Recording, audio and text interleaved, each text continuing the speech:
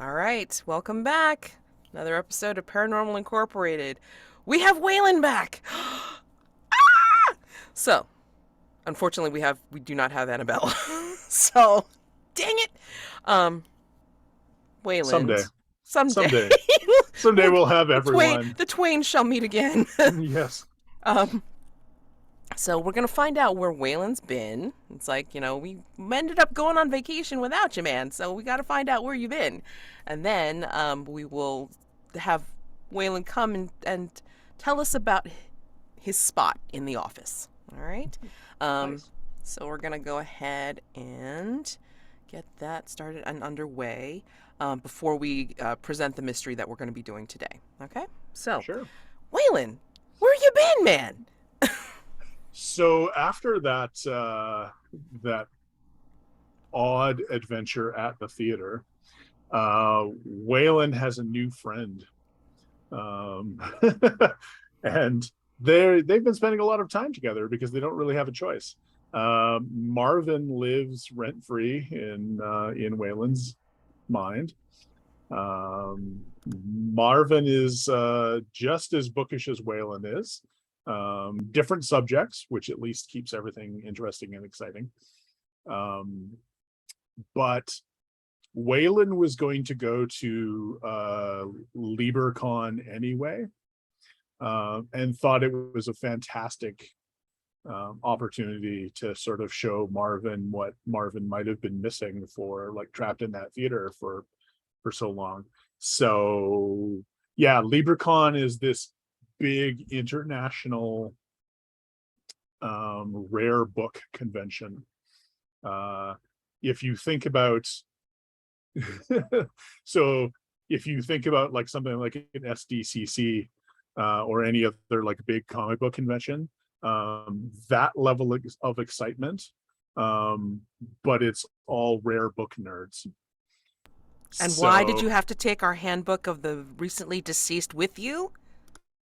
I mean, it's a little bit of a prestige thing. It's like in the world of rare books, the handbook of the recently deceased is like one of the rarest. Um, so I didn't let anyone else touch it. Um, People could take pictures of me with it, or take pictures of themselves with me with it. But so right, that niche area of Twitter, like every hobby has its little niche spot on Twitter. And so if you're not in that niche, you're never going to see it. But if you are in the rare book collecting niche of Twitter, there are just these like reams of photos of like Wayland holding the book and being like, and yeah, and taking photos with like, I got to sit down with like um Isabel Fiore, who is like the leading expert on rare book interventions and repair. It's like, oh my god. And yeah, so that's where Wayland has been for like the last little while. Unlike a lot of other conventions, LibreCon is like a week long, um, basically like Friday to Sunday, so like almost 10 days convention, and it's absolutely wild. All the rare book people slip their leash and and yeah. Yeah, Ronnie would get back with you, and then when you finally turn your phone on, you basically get a whole bunch of text messages from Ronnie saying like, "Okay, this is what happened. That's what happened. Where the hell are you? We've been on vacation, but not really because we had to deal with this." And finally, the come to the office at this address as Yeah, soon as you're back. yeah, So, as yeah. described before, yep, like we have gotten an office in an unassuming office building, which also doubles as a living space as well. So You go up to an upper floor of this place, um, and you come up the stairs, and you will see these big double doors that will lead into like a common area. But off to the sides, like off to the right, is the guest quarters with like some amenities there, and then you go to the left, and that is for the Paranormal Incorporated investigators. Nice. Wayland has a room there. Awesome. What is in Wayland's room? Is it an office? Is it like, lives there? Is he just stuffing it with books and like, sleeping on the books? What are we looking at? So I would like to imagine that Weyland is literally just getting back from LibreCon. So he's got like maybe like one piece of luggage, but then he's also like weighed down with all the LibreCon swag, like convention swag. So he's still wearing his like my other printing press is an offset and like t-shirt and like just um and like the official LibreCon tote bag, which is like LibreCon 2022 Gutenberg. We're Greatenberg. Um, and so he's walking in with all of this swag. So if like we've just moved in here, I'm gonna guess that probably Ronnie just like took one look at his stuff at the office in the other place, put it all in like a box or boxes and shoved it into this room. So he, Not necessarily. Ronnie has pretty much like included bookcases for you, at least oh, okay. two tall bookcases to flank the window, Oh, like a single window in the middle of one wall, and then two tall bookcases that go from ceiling to floor for your stuff, which they anticipated was going to happen, at least from LibreCon, if not you bringing in some of your other stuff from whatever apartment that you live in right now. okay. Ronnie doesn't have that much authority, but I mean, like, for all the Yeah. stuff that you have had in the previous office, including the papers, but they weren't going to be filing those. Those were going to No, be like stacked neatly in one of the bookcases. And it's that's like, fair. you figure it out yourself. Yeah. Which is perfect because there's nothing Waylon loves more than putting books on shelves. Because he has his own very specific like shelving system. So Dewey Decimal is for chumps. So uh I think you're also the one nearest to the bathroom. So if you need to get cleaned up after LieberCon, then you can go ahead and go into the like it's really nice because it's got like the shower, the bath set up, and then like oh like nice. some stuff that's already been included just in case. Not any of Dr. Fern's like cleansing things because those are a little bit worrisome and questionable. Mm-hmm. She uses those, but Yeah. yeah, there's like some And basic. they're great, by the way. Anywho, there is like a kind of like one of those fold out beds. Like it looks like a Okay. chair, but then can fold out into an actual bed if you want. Perfect. And then It's like probably a nicer than the bed I have at home. So and then a desk and a uh, chair, for you to work at if you really need to. But yeah, yeah. that's like the basic stuff that you have available here.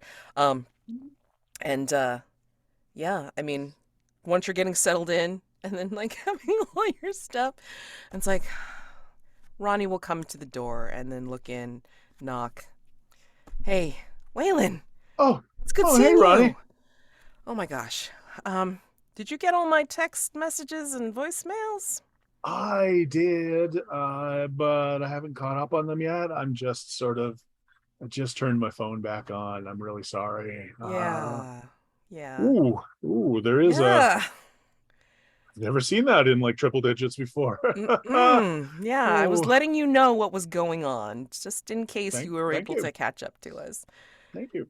Hey, so yeah, let's go ahead and have you get cleaned up, like the bathroom's right there. And then like Sure. if you need any help like, sorting your books and stuff like that, just let me know. And Yeah. then from behind their back, they will pull out your regular order from Timmy Stars.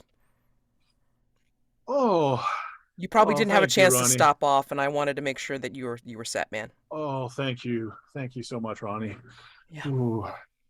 Uh, okay. All Yeah, right. let me go wash this Gutenberg face paint off, and then I'll Yeah, that I was gonna say something, but then I decided I wasn't sure whether that was part of a new look for you. it, So, it is literally like the on-site face painter would just do like block print like text, like woodcut text if you asked for it, so you could get like little sayings written across your face. So yeah, that is he's like, yeah, let me go wash this off, and then I'll come to the common room. all right, excellent. Okay, so we'll see you in a few minutes. Yeah. All right, Marvin, we're home.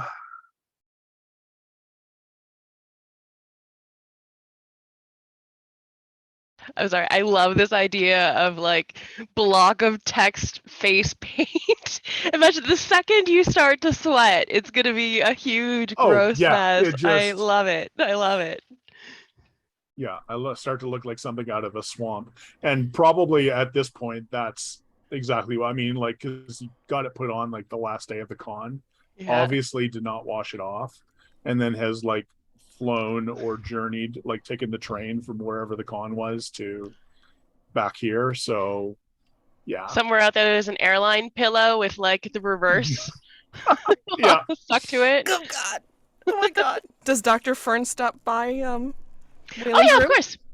Dr. Fern is walking by, and she's kind of fiddling with something in her hand, and she doesn't even look, doesn't even phase her that Wayland's back. Hi, Wayland, Hey, doctor. and just keeps on going, and then you hear footsteps, you hear a door close, there's a beat, and then there's this sound of metal upon metal screeching and things sort of thumping and wheels turning and then a big crash.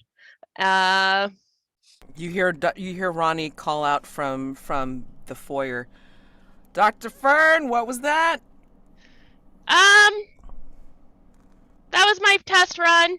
Don't worry about it. I need to worry about it. What was that? I'll show you in a bit. Don't come up. Okay. Wayland takes a moment to like I'm gonna guess there's like some sort of whiteboard in here, because otherwise Wayland will just start scribbling on the walls. But Wayland Yeah, Ronnie Wayland learned just that lesson the hard way.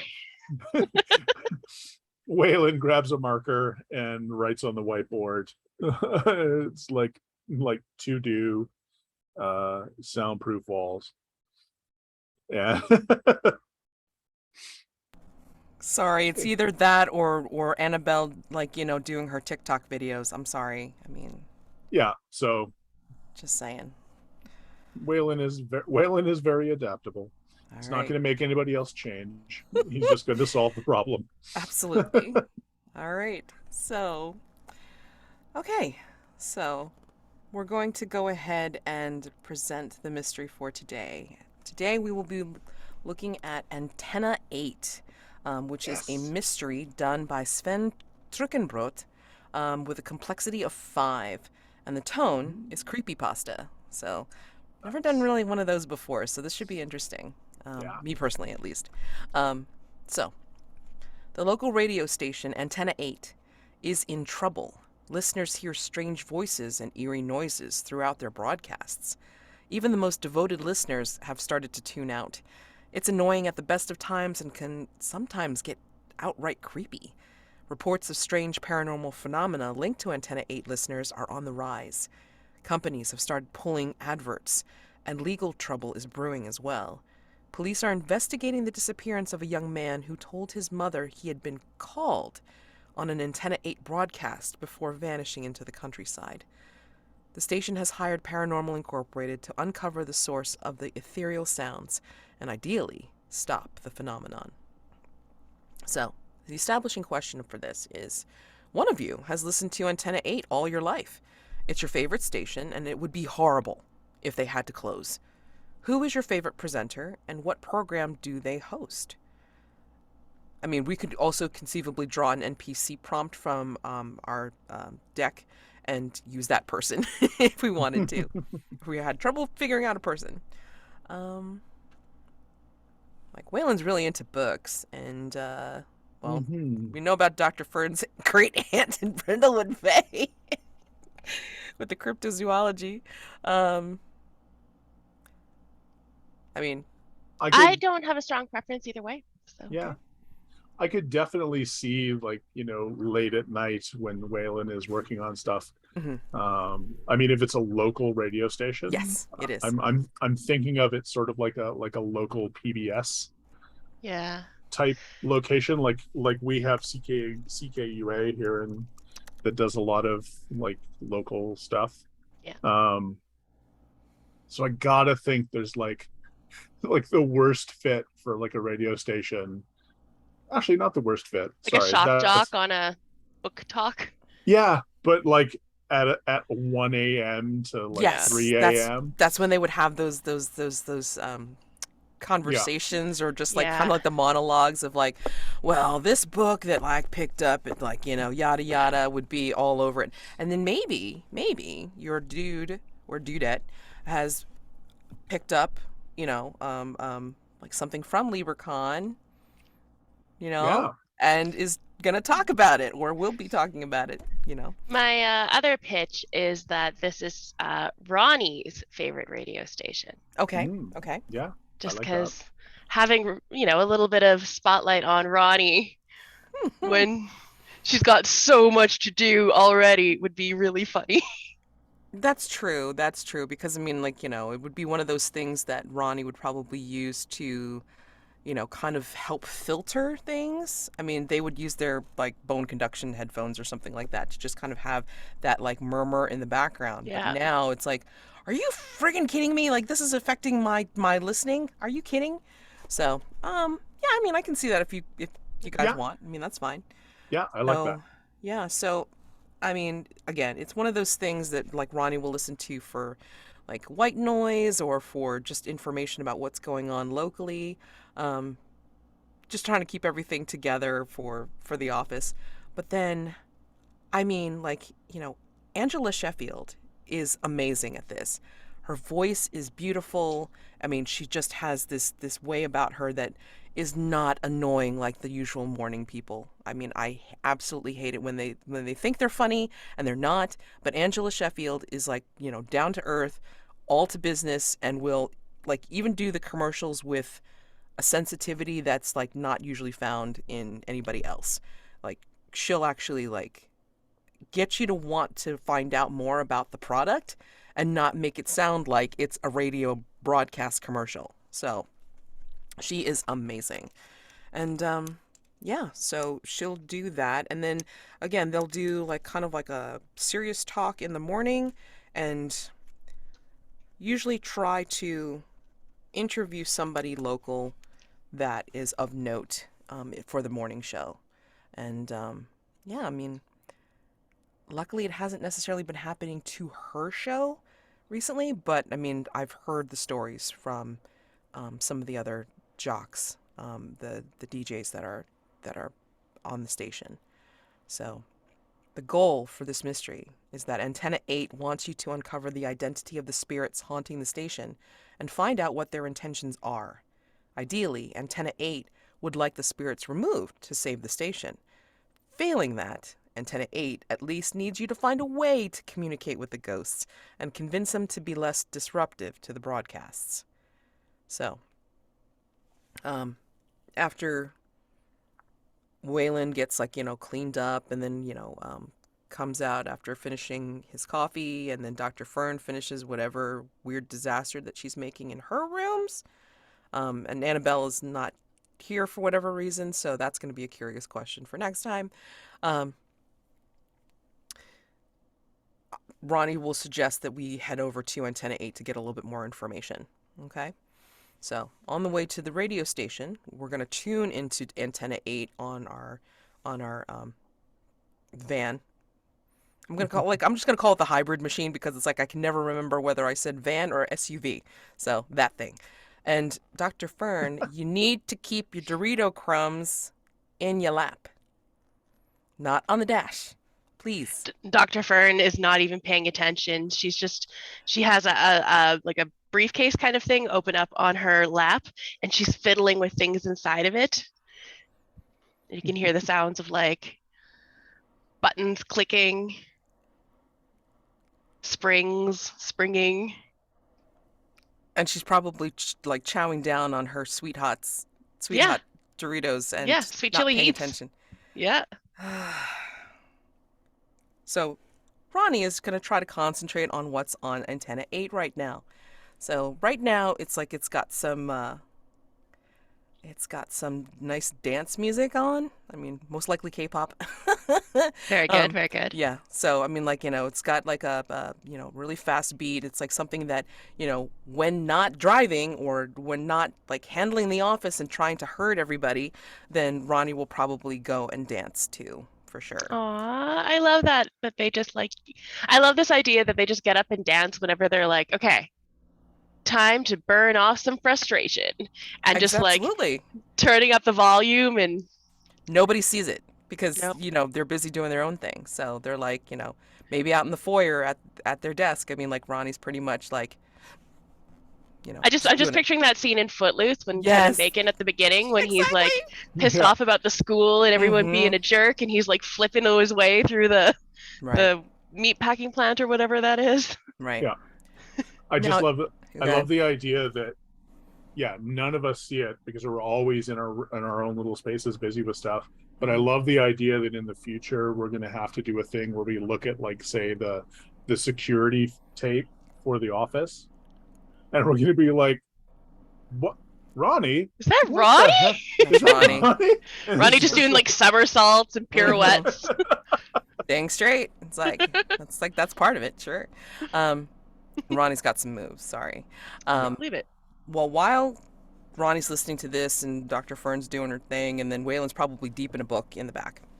oh yeah, Um, they start to listen harder because in some K-pop songs, it's like, there's like background noise because it's almost like taken from the video. Like, it's like it sounds like there's like movie sounds in the background, like for gunshots or for um, like superhero sounds because it's like, that's the theme of the video or what have you. But in this case, as they're listening and driving, they can hear there's some sort of like whispering, and they can tell that it's not part of the actual song because they actually know this song. They've danced to this before. They've heard the music. They've watched the video, and they know this is not part of it. And there's like this underlying whisper of, and it's almost on the offbeat, so it's discernible from the actual song. And then every time it comes up, it's like Ronnie's fiddling with the dial and trying to get it to go up, but then like it goes away. Um, mhm. so can we draw a diamond, and that would be you, Amanda, for saying a paranormal event off of the card? So we're going to We've establish, got the four of diamonds. and this will be establish something peculiar about the broadcast. Um,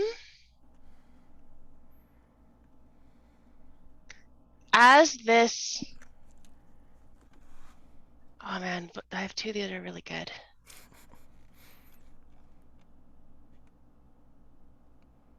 What sounds more appropriate for the fact it's on the radio right now? Either all electronics in the room suddenly turn off, in which case in the car, or an apparition without hands or feet appears wearing a hunting cap. Those are the kind of two that I'm. Uh, I mean, if all of the electronics go out, that means whatever Dr. Fern's working on is gonna do whatever the hell it's gonna do, and that also means that the car is gonna stop working. Yeah.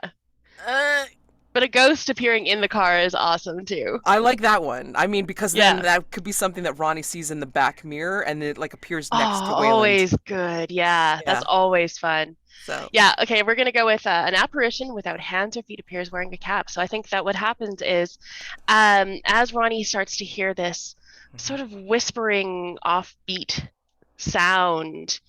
One of the this little like whining sound starts to emanate from Dr. Fern's gooizer, which is sitting in the seat next to her, like ready to go, but she hasn't been paying attention to it. She's fiddling with her other thing. And Dr. Fern just kind of glances at it sideways, like, what? Why is this going? What's happening? Where are we? And right in that spot between Weyland and Dr. Fern, right on top of where the gooizer is, this thing that sort of looks like a man appears. But it looks like a man if you were to smear his face. Like all of his pieces are in the wrong spot. He's got no hands, no feet, but he does have a very bright hunting cap on. One of the ones that stands out in the forest so that other hunters don't shoot you. And as he appears, because this is definitely a man, like a big man, you can kind of see a big beard start to appear. He turns his head, and if he had eyes where eyes were supposed to be, he'd be looking in the rear view mirror right at Ronnie. And Ronnie sees this and just freaks the hell out and goes, "Whoa!" And then, like, swerves the wheel. So everybody goes flying, off to the side. And yeah. And then, and then by accident, because of like the nearness of the dial and all this kind of stuff in the shock, the K-pop music gets turned way up. And then like the beat goes to kind of like meld with the fact that the car is careening over to the side. And then I'm assuming that the apparition just as quickly it disappears. And we are at antenna 8. We all hear one last word crackling behind the static, faint but unmistakable as the radio winds down. What word did each of us hear?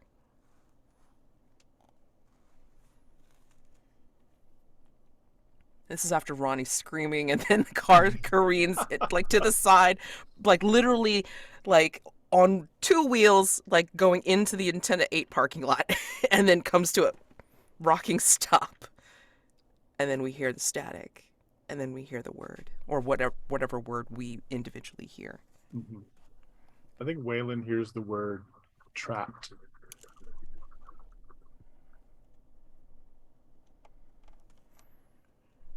I think Ronnie hears the word save.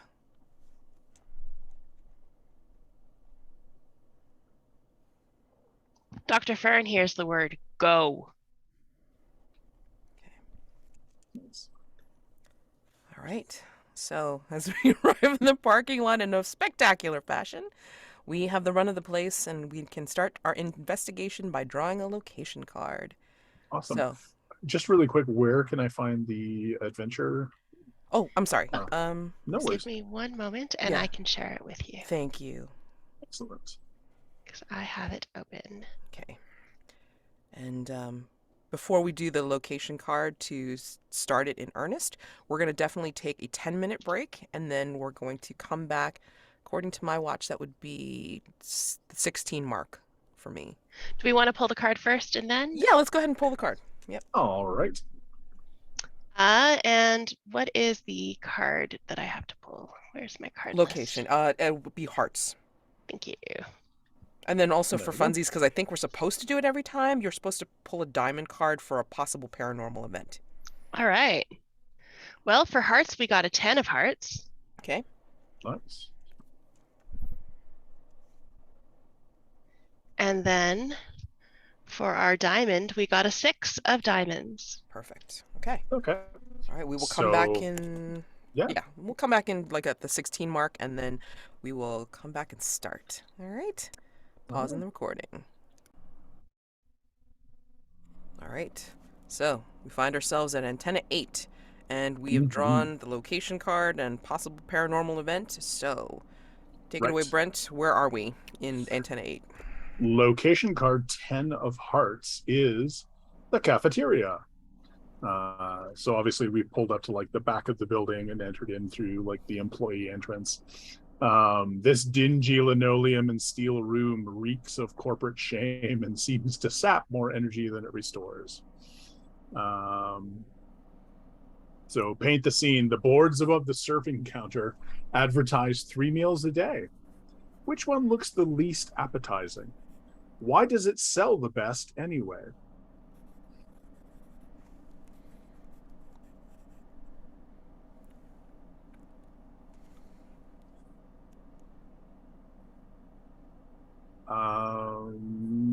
Yeah. I think in like true community radio fashion, the cafeteria is like community supported, which means we get like whatever local restaurant can afford to cater our cafeteria. But that often means that like they're sending over not that the food is low quality, but just not their best dishes, right? Like nobody is sending over we're getting lots of like, steamer trays of like French fries and things like that. So, I mean, I don't know the specific dish, but I think it sells the best anyway because it's always cheap. It's always inexpensive. The dish is actually just a certain restaurant nearby. It's sort of like a diner style one. Has when they bring over their steamer tray of stuff for the cafeteria, it's literally just whatever they have shoved into a steamer tray. So most of the times it's like French fries and maybe some like chicken nuggets and some like hamburger patties and some peas and some carrots and some broccoli, and it's this little smorgasbord of stuff. Mm-hmm. Sometimes it's like a hit or miss what's actually in it and what's actually good, but that's part of the fun. You never Mm-hmm. know what it's going to be, so everybody kind of takes little bets. Okay, yeah, when I go in, I'm gonna get the mystery food, and I bet you $5 today it's gonna have ham in it. That kind of thing. Yeah, I love it. I'm going to say something completely wackadoodle. Okay. So, this is going to be lunch, a lunch of Mm-hmm. sorts. And when they put up biscuits and gravy, somebody got it wrong when they first put it up because this local restaurant was more of an English pub. And so there were these savory, like mostly sweet, but a little bit of touch savory cookies that they brought over with gravy dipping sauce. And if you're feeling intrepid, like you can pour part of it like onto the cookies themselves.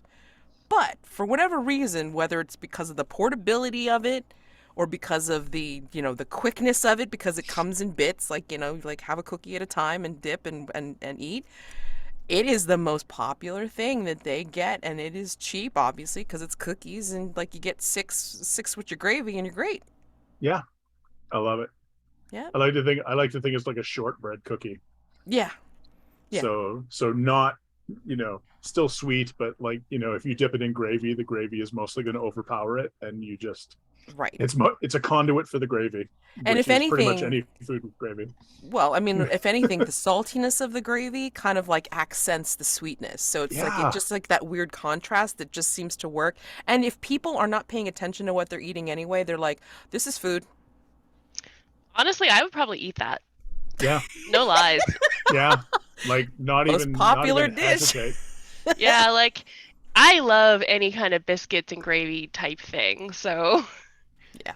this you're not grossing me out here. You're selling Mhm. this to me. Yeah. I might make some later. There you go. Well, I know you're vegan, but I mean, like me personally, I'm a particular fan of like sausage gravy and like American biscuits. So I'm Yeah. like, I'd eat that. It's all good. Yeah.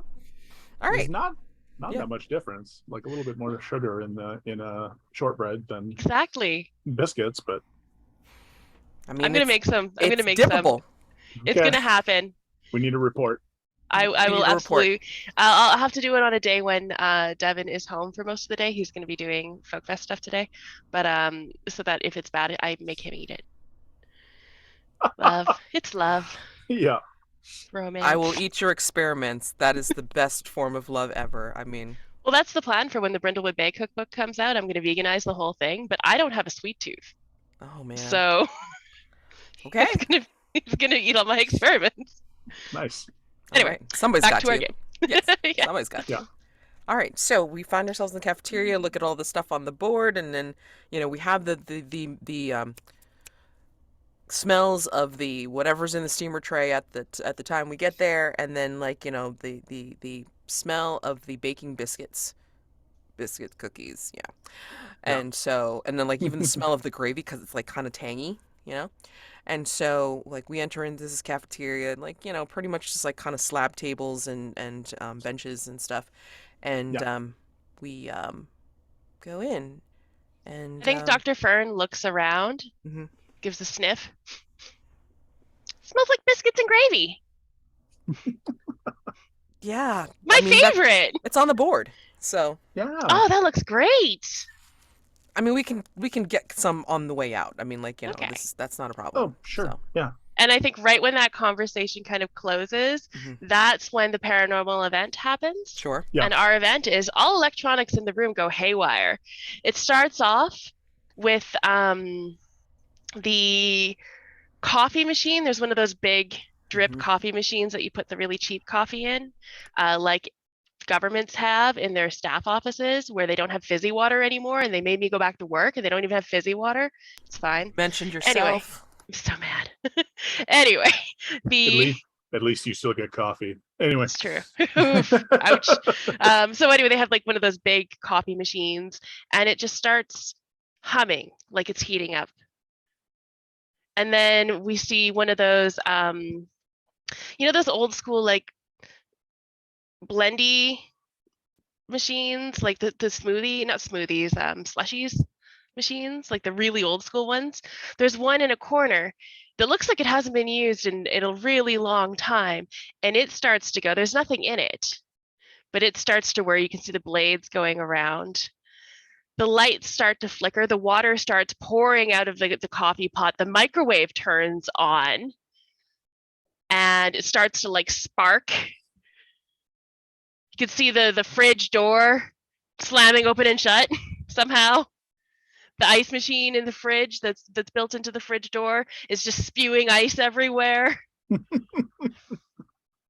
Basically Ronnie is immediately like getting the two of you like by putting their hands on either of your shoulders and just kind of like get down. I mean because the ice machine is spitting at us, and then yeah, we're like kind of near one of the tables and like just trying to take cover. Yeah. what the fringe is Weyland going on? Weyland is cradling the antique book he was reading to make sure it doesn't get wet. Right. Dr. Fern has a huge smile on her face. This is cool. And she's like poking her head up from whatever thing Ronnie has dragged like her behind. Just like, Dr. Fern, get the hell down. Come on. did you see that? Did you see that? Yeah, I see it How did all. that happen? Thanks. How did the fridge even do that? Oh my gosh. We're dealing with ghosts. I know, but that was so exciting. I've never seen this much electronic activity in a ghost situation before. Makes me wish I brought the gooizer with me. You left it in the car? Well, yeah, I didn't think we'd need it. Besides, I've got this. And she holds up the briefcase that she's been fiddling with. What's in the briefcase? Nothing. My new experiment. Is it smaller or bigger in effect than the gooizer? As all this crazy stuff's going on around us. Yeah, I think Dr. Fern tilts her head back wondering, and we see two pieces of toast fly out of the toaster and just narrowly miss her head. Mhm. I think that depends. And Ronnie's Yeah, I just think it looking at depends. her with like this look as the coffee machine spews Mhm. behind them. As this conversation is happening, Wayland has like noticed the coffee machine, um, and like safely stows the antique book so it won't get like damaged or anything like that. And then like combat crawls over to where the coffee machine is spewing coffee onto the floor and just sort of like pops the top off of the coffee that Ronnie handed him, and like just quickly fills it, and then and then combat crawls back to where Yeah. where we're all holed up. I think, yeah, and then as Dr. Fern and Ronnie are kind of arguing a little bit about this, and Waylon starts crawling back, Dr. Fern reaches back her hand back up onto the counter that they're hiding behind, and grabs the little. There's always that little bowl with the sugar and the Splenda and the creamers, and just pulls it down and passes it to Ronnie to pass to Waylon. And then like Ronnie's still looking at you and like arguing with you, and then just kind of just passes it along. Yeah. But- Wayland takes it. Why didn't you bring the gooeyzer with you? I mean, that would have been like the first thing that I would have thought of. This is my new thing. It's gonna be really cool. You're gonna really like it if it works. So far, all my tests have been inconclusive, but that's what happens during science. Everything is inconclusive until it's conclusive. Tell me if the proof has been making holes in your walls. I just want to know that right now. As I spew behind. Define hole and wall. The walls that surround you in your room, in the office, that hold up the place. At least one of them is load bearing. Oh, that was a mistake. That was a mistake. Oops. Oh. Anyway, this place is like super haunted, right? Yes. Cool. More ice, more coffee spews behind Ronnie. Yeah. Okay, we're going to talk about this later when we're actually back at the office, and I need to see what's in your room right now. Okay. And I think that like it starts to calm down where things like, stop spewing and stop spitting, and then like, it's like just suddenly goes quiet because even the lights are off, like the electric clock has gone off. Everyone just pokes their head out from under. Yeah. And the board, if the board was a light up board for their menu, it's like it's completely off and it's just now silent, and then we hear drips from the different things that had liquid, and now they're just dripping on the floor. I like to picture that there's that one long suffering employee of the radio station who has just been like sitting in their usual corner spot this whole time, just continuing on like they're doing the crossword or something and just sipping their tea or coffee. And like just they looked up briefly and just went back to. That sounds to me like an NPC is called to order. Yep, absolutely. So one or two of us can do an investigative, and the other one can do a let me talk to this person thing. So, what would we like to do? Oh, it's perfect because we got the Ace of Spades for an NPC, which is going to be perfect for this. Okay. Oh, lovely. All right, so what did we get? There we go. So spades. Yep. Okay. Oh God! Yes, it's perfect. It's so perfect. Who would like to play Victoria Sewell, the janitor? Yeah, I mean, I think. Well, I can play the janitor if somebody wants to interview her, and then the person can investigate. I would love to see the doctor and Victoria interact. All right. I think that would be that high energy conversation. Oh my God. It's going to be great. Right. Fabulous. I think, Dr. Fern looks over at Victoria Sewell, this janitor, and smiles gets up, dusts herself off. Her little white doctor's coat that she insists on wearing, her lab coat, is now covered in just like coffee and stains and all kinds of things. She picks up her briefcase and she sits down just at the same table, just across from Victoria. So, before you came over, basically Victoria's been sitting in her little corner, and she has like one earbud in, and she's been kind of like, like grooving to it, and not really looking at anything except for the paper in front of her.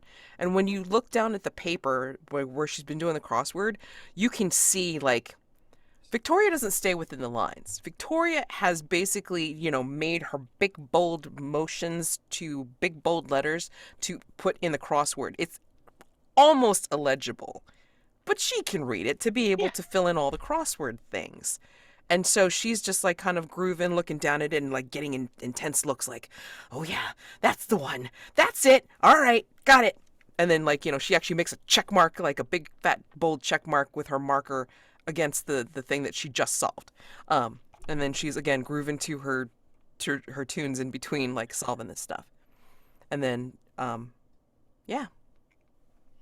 Dr. Fern leans over looking at the crossword, tilts her head a bit, scans the empty squares because she can't read what's in the full squares, and points and says, "This one here, this one here." It asks, oh no, I should have thought about this. For the element with the atomic number of 16, that's sulfur. And she finally looks up at you as like she's like, she's grooving and like, kind of checking off and stuff. That's incredibly helpful. Yeah, that's the ticket. Absolutely. You're new. What you doing here? Me and my colleagues are coming down to take a little look around the radio station. There's some weird stuff, weird sounds, a couple of weird things happening even in this cafeteria, and we're here to check things out. How are you? How's working here? Oh, it's been great. Nothing a bit of the old elbow grease couldn't fix. What do you mean there's something weird going on? Oh, just weird noises. Have you heard anything? Weird noises? Seen weird things like Oh, floating things turning off and sure. on, ghosts, monsters, portals? To be honest, dear, I mean, if I had I don't even pay attention. To be honest, it's like I got the tunes in my ear. Yeah, Yeah. I mean, it's really good. They're actually playing something that I would dance to for sure. Absolutely. There was this thing that when I was your age, there was this. Starts to think about it. What were we talking about again? We were talking about the weird sounds that you're hearing in your music, the weird background music, the weird background sounds. I just attribute that to something going on with the floor polisher or like if I'm like slapping some water out of the mop and stuff. I mean, it's But you fine. can hear it right now, right? And she listens. Well, that's a bit interesting in there. Oh, Yeah. saying It something. seems like you listen to this stuff a lot. Like you're pretty in tune with what's going on at the radio station. You're kind of up in all the news. Yeah, that sounds about right. I mean, I do see things for sure. What kinds of things? Okay, so I'm really fascinated by radio stations. Are you a fan? Fan of an Antenna 8? I am a fan of radio waves. They're cool, aren't they? They're so cool. In this respect, let's go ahead and have you roll. I mean, you're trying to get stuff out of her. Investigative move against, and I can't think of the stat. I think this would probably be intuition. Sure, Wits. go for it. I mean, wits again. I was in associate with speed, but I mean, like if you want to call it wits because it's like you're talking to this person, I'll take that. I don't care. It sounds cool to me. Well, I'll roll with intuition because it's higher. Okay. Yay! And I rolled a 9. Okay. All right. So, Yeah, yeah. I mean, it's basically been kind of weird. You're right. You're right. So let's see. And She's kind of looking at her crossword. She's been looking at her crossword and stuff like that. Please pull a club card. Clubs. Yeah. And we've got the 6 of clubs. Okay. All right. Yeah. 6 of clubs. Oh my gosh. Ooh. Yeah, I've been handling the clues, and I'm looking at them right now, and I'm like, oh dear. These are good. Yeah, these are really good. Okay, I've picked one. All right. So then she's like, she starts talking to you like excitedly because she's using her hands and stuff like that while she's listening to it. So she'll alternate between like getting excited, using her hands, and then grooving to whatever's in her ear. Now, she tells you about finding in her cleanups. Recently, she found a USB stick wrapped in a bloody sock. Oh, weird. That's a weird place to keep a USB stick. exactly, exactly. That's what I said. And it's a bloody sock. What did you do with it? I kind of had to put it in the hazardous waste in the Oh, bag. yeah. I had to put on gloves and actually Ugh. yeah, Ugh. rather gross. Absolutely. I mean, And granted, I mean, after a hard party with some serious drink and punch and vomit, I mean, it's fine, but a bloody sock. Bloody sock. that's and you don't even know, like, it could be anything's blood. It could be the blood of like a werewolf. And you don't even know, right? No, you don't. You think there's As werewolves? Dr. Fern is saying this, she's pulling on gloves. Where is this hazardous waste bucket? Well, I do have a bit of a custodial room, like down the hallway down there. You probably find it, but are you really sure you want to look? I mean, that seems rather. Mm-mm. And she squinches up her face and just kind of like, you don't want to do that. You don't want to do that. I'm more interested in what's on the USB stick than in the bloody sock itself. But you think it can be cleaned up? You think it will actually work if you plug it in someplace? I mean, USB sticks are pretty hard to break, so Okay. it's worth a try. What if Okay. it's something cool?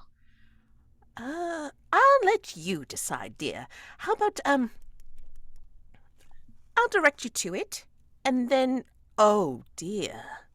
She finally notices like what's behind you, looking at all the mess. I am going to be busy for the I next can few find minutes. my own way to the custodian Okay, room. okay.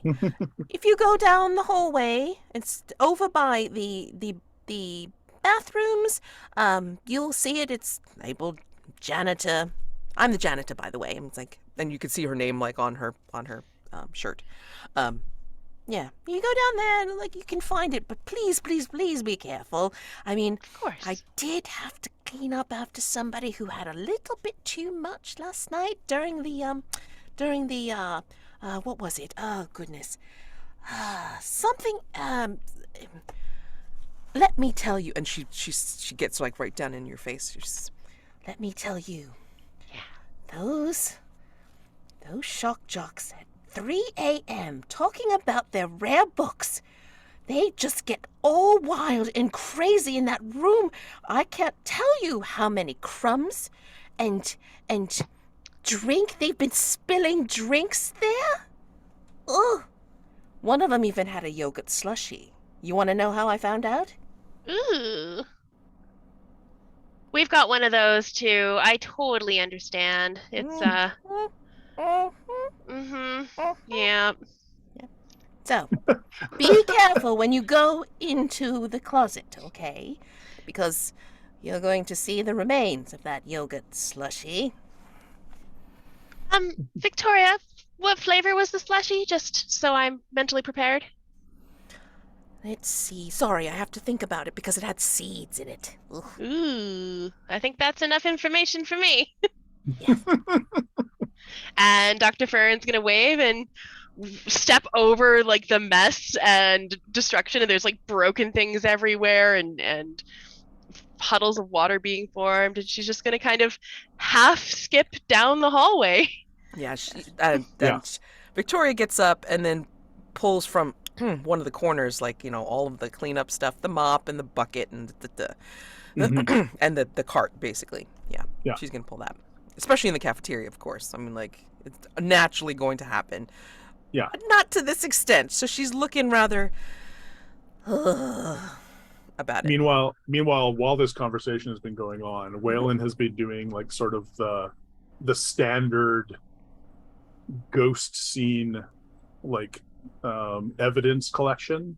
Sure. So has been like taking little vials and going to like the puddles of coffee and just like taking a sample and labeling it and putting it in the bag, and then where the ice is melting on the ground, taking a sample of that and putting it in the, just like busy work, clue collection, Mm-hmm. but actually trying to look for like some common thing between like why this would have happened.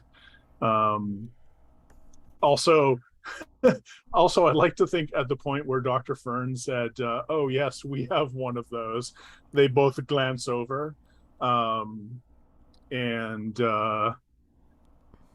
and to see like Wayland wearing his one of his like merch shirts from LibreCon, which just like reads like clap if you like libraries. Like it's just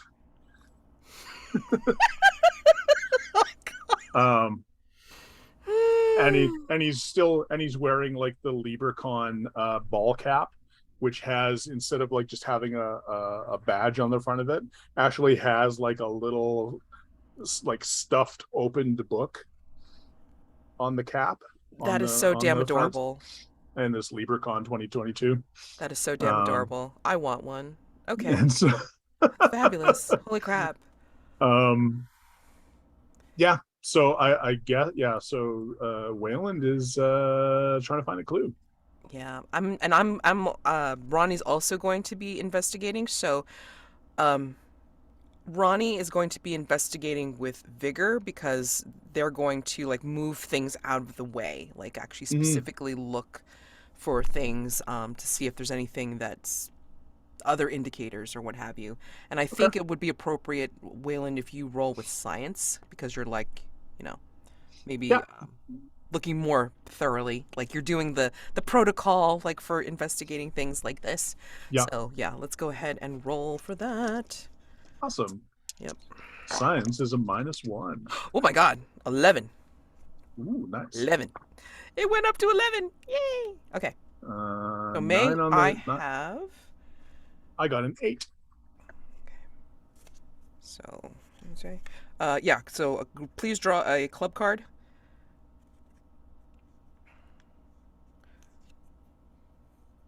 Okay, that's a 3. All right. So I'll pull the both clues from Yeah. this same card. All right. Ooh. Okay. So.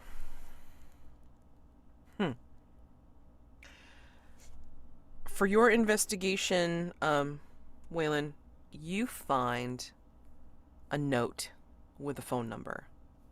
Mm, Yeah. So okay. as you're looking And through the different things, it's like, you just find a note with a phone number in it. I mean, nothing like really indicating some serious significance, but I mean, just for the fact it was like left where it was left. Um, sure. So that's the complication. It's just a phone number. Like there's no indication of who it's for or who it's. Okay. yeah. I'm gonna say yeah. I mean, it's gonna be. I'm not gonna give any context to it, just because it's like that makes it more difficult. So I mean, that'll Yeah. be your complication for sure. Okay. And then my clue will be an empty envelope addressed to Antenna 8 and stamped in Mauritius? I guess that's how it's pronounced. I'm not familiar with this name at all, so I'm not sure. Um, but yeah, those are the clues that we have so far. So let's see. Oops. Sorry. Like I should have asked, can somebody put these clues in there? Just as a review, the clues were a USB stick wrapped in a bloody sock, a note with a phone number on it, and an empty envelope addressed to Antenna 8 and stamped in Mauritius.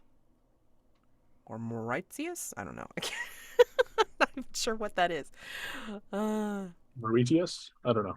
Yeah. Yeah. Just for funsies, let's use Google. The main island of Mauritius, where most of the population is concentrated, hosts the capital and large city, Port Louis. Okay. Yeah, it's an island, and that's all I know about it. I don't know what kind of like history they have. I don't know anything about it, but Yeah. it That's is. what we got. I'm going to guess they Yes. were colonized by one, if not more, of the big three. Yes, Yeah. I think that's probably a reasonable assumption. It is England, a country France, in or East. Spain. Yeah, it's a country in East Africa. Okay, so the big four, actually. 'Cause Yeah. the Dutch were the Dutch were very active in Africa. So Okay, so, alrighty, we got these. Okay, cool. Okay, so Dr. Fern is going down the hall to determinedly look for this USB stick. And then we've just finished our investigation here. I mean, for the most part, I mean, like, moving stuff like that and like finding this Yeah. weird things here. We can go ahead and draw another location card for that. I'm going to say that if you are going to the custodial closet, you can either consider that a location that we're not really talking about unless you want to, because I can easily come up with a paint the scene for that. Or we can draw a second location card for you, Dr. Fern, on your way out of the said custodial closet. What would you like to do? I'll just draw a second location for. I mean, I imagine custodial closet. I don't really want to narrate somebody digging through a hazardous waste bin. Yeah. So we can Okay. just skim over the fact that happens. Yeah, that's And fine. Yeah. yeah, We know it happened. Yeah. That's veiled. yeah, and then I've got this USB key, which is suddenly now clean. It's fine. Don't worry about it. And yeah, I'll pull a location for Dr. Fern and one for Brent and Ronnie. Okay. Not Brent and Ronnie, for Weyland and Ronnie. nice. Okay. Awesome. I like to think that there isn't a pocket that Dr. Fern doesn't have like disinfecting wipes in. Oh yeah, Like just Well, she's currently wearing gloves, which I would imagine, like, if she did slog through that stuff, like, she's already now changed and then put on fresh Yeah. gloves. Yeah. Oh, absolutely. Somehow she's also put on like a fresh lab coat and everything too. It looks like I don't know how she did it. It's very weird. Some kind of Scooby-Doo thing. Well, I think that we have the options of recording studio and a rack room. I feel like since I'm kind of over by the custodian office, I would probably be more likely to go to the rack room than the recording studio. If you guys Sure. want to head in there. Yeah, Sure. absolutely. Okay. So that's 3 and 5. Okay. And yeah. All right. Oh, and then, of course, a paranormal event card. Of course, those are diamonds, I believe. Yeah. Yep. We've got an 8. Okay. All right. So you can pull from the paranormal events for those for each of the rooms. So that's fine. And then I will only ask for a clue card when we get to a clue card. Or, like, actually, you know what? When we get to the recording studio, go ahead and pull at least one NPC card, because, like, somebody's going to be there, Yeah. Yeah. recording stuff. So our NPC card is the 6 of spades. All right. So let's see. Oh, Let's go ahead and look at. I love. Go ahead. I was gonna say I love to paint the scene for the recording studio. I can't Okay. wait. Okay. Alrighty. Let's do Dr. Fern first in the rack room, I believe. The rack room. Okay. All right. The rack room. A single light bulb strains to illuminate the rows of shelves stacked with tangles of wire and machinery under dust covers. Paint the scene. You have to squeeze past cardboard boxes stacked in the aisles and stuffed with old equipment to move around this cramped room. You almost jostle one apparatus from its shelf. It looks out of place and you're not sure what it is, but how would you describe it? Definitely just for you since you're there. You know the overhead projectors that we used to have in school? It looks kind of like that, but it has a turnstile on top of it to have a record, like a vinyl record playing, and it has a little needle, and there's a record on it, but it's transparent. So when it looks like when you play this record and it spins, the sound is projected via light onto something. That's what Dr. Fern is kind of getting from this machine just looking at it.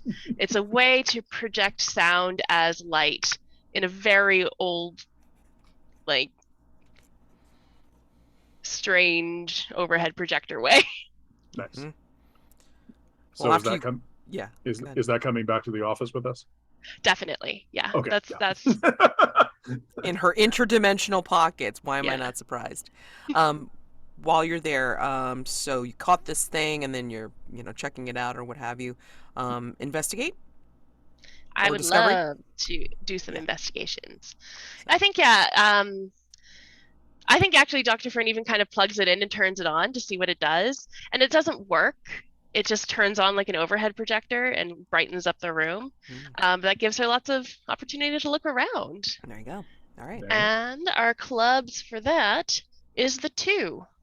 The 2. Okay. All right. So, did you roll? No. Why would I mean- do that? That is a 12, so we're fine. Okay, great. Okay. So, Oh, I rolled with wits. I rolled it with just a straight 0 on that. So Okay. Just That is awesome. Boxcars. and Yeah. we don't get bonuses for this in any way. Darn it. Yeah. It's like void clue. Give us the void. I'm in my mind, in my heart. I got a void clue. There you Yeah. go. Yeah. No, I mean that's brilliant because like these clues are awesome, and I'm like I'm trying to remember which. Okay, you know what? I got it. So in your investigation, in your discovery, you find a photo showing a shadow looming behind one of Antenna 8's hosts in the picture.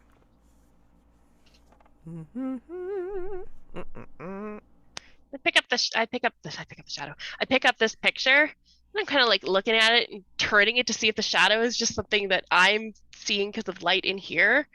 And no, and it's very noticeable. It's not a kind of shadow that there's other shadows in this picture, obviously, Yeah. but it's not one of those. The light direction is completely different. Yeah. And I do recognize this host as the one that Ronnie really enjoys, Angela Sheffield. Mm. Boy. Oh no. Okay. We cut over to the recording studio. All right. A glass wall separates the recording booth, its walls covered in black foam, and the control room with its myriad audio consoles incomprehensible to the uninitiated. Paint the scene. As you enter the control room, you get a chance to listen in on a radio play being recorded. Out of context, it's bizarre. What does the play's plot seem to be? It's really good. That is really good. I'm gonna hold on. Let's do it like Mad Lib style, right? So Yeah. let's do each of us say a line that we hear. I mean, Dr. Fern, you can be in on this too because it's like Yeah. I want to hear like how our lines meld, and then we can try to guess like what we think the play is about. So, the line that Ronnie hears is, "But they didn't tell us that they would find that thing in the house. I mean, it's all slimy." Dr. Fern hears, "Oh, Harold, but I loved you so much. How could you possibly do this to me?" Weyland hears, "But I love you. I've always loved you. I'm going to keep on loving you forever.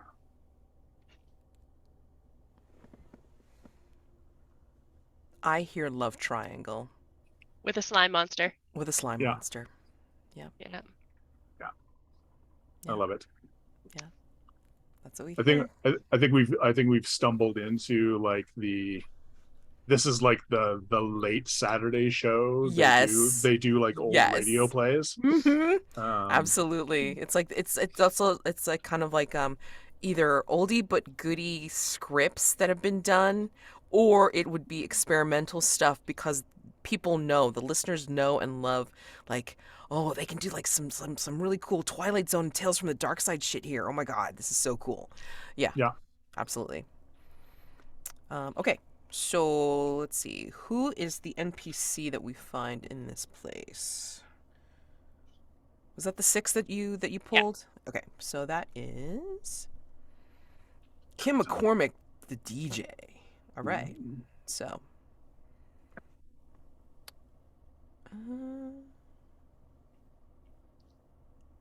Do you want to talk to her, Wayland, or do you want Ronnie to talk to her? I think Weyland can talk to her. Cool, because I mean Ronnie's gonna kind of look over at the equipment and just kind of like do a little bit of snooping. So little discovery. So Awesome. okay. So like- if you don't mind, Dr. Fern, becoming Kim. I think I could be a Kim. I'm just gonna go and read their description really close because Kim is a name that could go anyway. Okay, got it. I don't want to know. Don't worry about it. I think yeah, she's just actually she's on air. You know, just finishing up the end of this radio play, and she goes on the air and says, "Wow! Now, did you expect that ending? I know I sure didn't. I think that that's probably the most dramatic one yet. I really hope that everybody is having a lot of fun, and we'll be right back with some more rockin' tunes right after these messages." And she hits the off button. Hi, who are you? Oh, hi. I'm Weyland. We're here investigating the odd stuff that's been happening. Do you know anything about that? I I mean, there's been some weird stuff, and like, Oh, well, I mean, kind of. There's the sounds and the whispering, and it reminds me of that time that my grandpa haunted our family. But right. Yeah. he didn't, not actually. He just hid in a bush outside and like whispered into a baby monitor. But it was like as creepy as this. Wayland makes a note to look around for baby monitors. That's fascinating. That's really odd behavior for grandpa, but I mean it's odd behavior for anyone, I guess, but not that I think your grandpa was odd. I'm sure your grandfather was a perfectly nice individual. Oh, just and... one moment, please. And she hits the button. Wow, what a commercial! I think I want to go and get that doohickey right now. I don't know about the rest of you, but my mom always loved having a doohickey, and I do too. Now we're going to listen to everyone's favorite Jock Jam number 20 by Chopin. And she hits the button again. I panicked.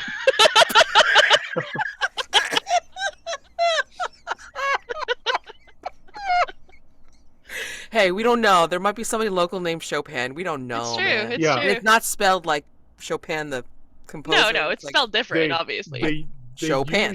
Yeah, Yeah. they use Chopin's music, but it's like CH0 Yeah.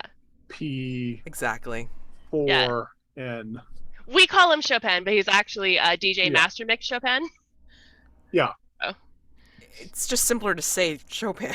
Yeah. Yeah. And we know. everybody here, especially at Antenna 8, knows that we're not talking about, the composer Chopin. We're talking about DJ Master Mix Chopin. Mm-hmm. Oh yeah. Their shortest piece is 20 minutes long. Exactly. It's the perfect DJ thing of like, I need to take a break and get a coffee. Yeah. Here's some Absolutely. Chopin. For sure. The jock jams. Chopin. Yep. Jock jam. Okay, so let me do a roll for investigating, and I am not sure how I'm going to be investigating, to be honest.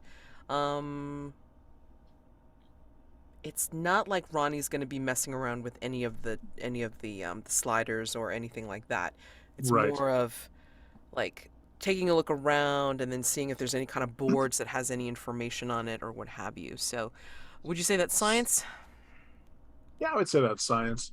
I'm picturing, like, if it's a community radio station, Yeah. I'm picturing that like it may have some newer technology hooked into the system, Mm-hmm. but Yeah. I'm picturing there's like decades of audio tech all sort of like wired together somehow, and so there's Sure. just, yeah, that's part of why it's incomprehensible, is that it's you're using stuff from like the 1960s to operate stuff from like 2022, or If it's you know. not broke, they ain't gonna fix it because it's too No. expensive. Yeah, exactly. So Okay, that gets me a 7. Okay. Did you want to do your own clue, Delio, or would you like us to do? Yeah, go ahead and do the Clue. clue for me, please, and give me a complication. Did we do a paranormal event, or you were gonna just? I go pulled from- one, and I'm going to pull it out on you in just Okay. a moment. Yeah. Because it's a really good one. Oh boy. The clue is the 8 of clubs.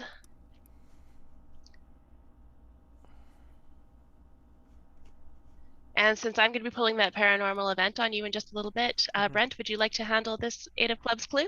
sure. Let me Thanks. just quickly. 8 of clubs. These are really good. These are really good. These are all really good. Yeah, Who wrote this? Sven Truckenbrodt? Oh, love it. so good. Yes. So the clue that you find, Mm-hmm. there is a CD. Looks like your typical mixed CD. Mhm.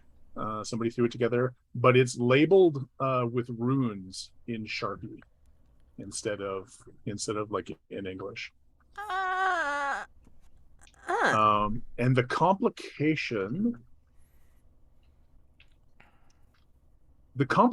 is there. Well, I mean, the complication is there's, oddly enough, there's no CD player in this. I was gonna say, I'm like, where'd this come from? They've Why got is it still here? they've got everything else. Like they've got reel to reel, 8-track, cassette. They can play. Oh, what was that old like computer?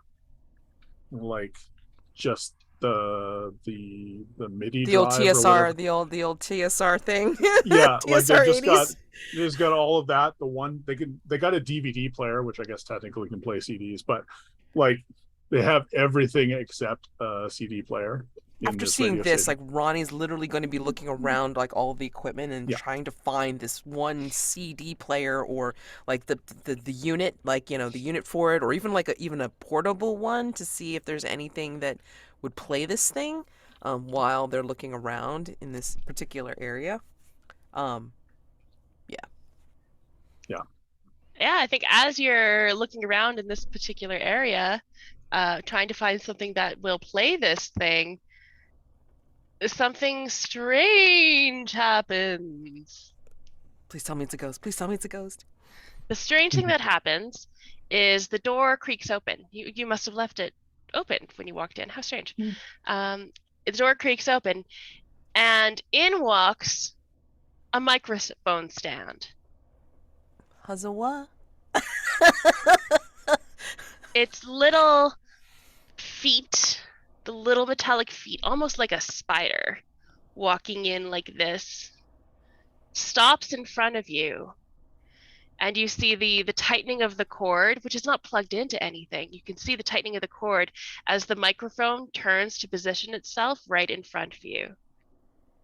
And a little red light turns on. Hello? I mean, literally, like they're trying to like speak into the microphone. Yeah. And you can kind of hear as if there's a speaker somewhere with your voice coming out of it. Can anyone hear me? The microphone kind of jiggles almost excitedly. I want to do a ghostly encounters move. Yay! Yay! Okay. Just in the background of this, Weyland has seen this thing come in and is like just wide-eyed, but has the presence of mind to like Keep talking. sneak his camera up Nice. and start filming it. Nice. So, ghostly encounters move is when you have an interaction with a ghost while investigating, choose from one of the choices below. So, let's see. Oh, okay. So, I keep thinking it's like, as soon as I see a move, it's like, oh, I gotta roll for it. Never mind. Yeah. Choose one. Okay, so I can either ask the ghost a personal question about another investigator. The investigator must answer honestly. Oh, that sounds so good. It's so good. You receive a ghostly vision about another investigator. Oh, shoot. Describe it and then add +1 to your next discovery move. You may clear an appropriate condition, which I don't think I have any. And then, if the interaction is related to your personal haunting, you may stumble on a clue relevant to this scene. Tell the other investigators what it is. The clue cannot conclusively solve the mystery by itself. Narrative into this move helps clear conditions but more than that, it draws the narrative into an investigator's personal hauntings and focuses on the relationships between investigators. This is a cool move. I mean, I don't think we've ever really used it before, so it's like awesome. I don't know which one to pick though, because it's all good except for the appropriate condition, because I don't have any. Poo. Personal haunting. Do I have anything? Family, basic needs, wouldn't listen to my ideas. Gee, that's a shock. I don't know. It's all so good.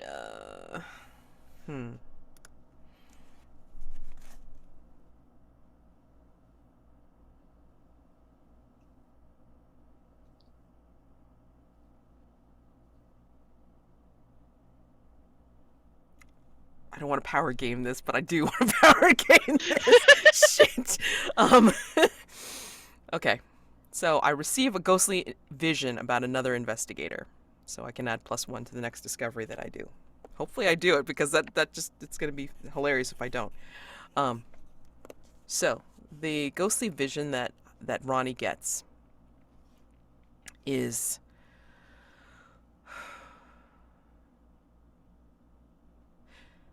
Dr. Fern in her lab room, all in one office, whatever, working behind this briefcase that she has open. And from this briefcase, you can see Ronnie can see in this vision behind her, there are holes in the walls, random, different sizes, and then from some of the holes in the walls, there looks to be glowing things. And it's like it comes into Ronnie's eyes, they see it, and then comes right back out again, and then they're looking at the microphone. Or does the microphone stop doing what it's doing? The microphone actually kind of jumps up to smack you in the face a bit. Oh. And then puts itself right back in your face, like, really close, ready to,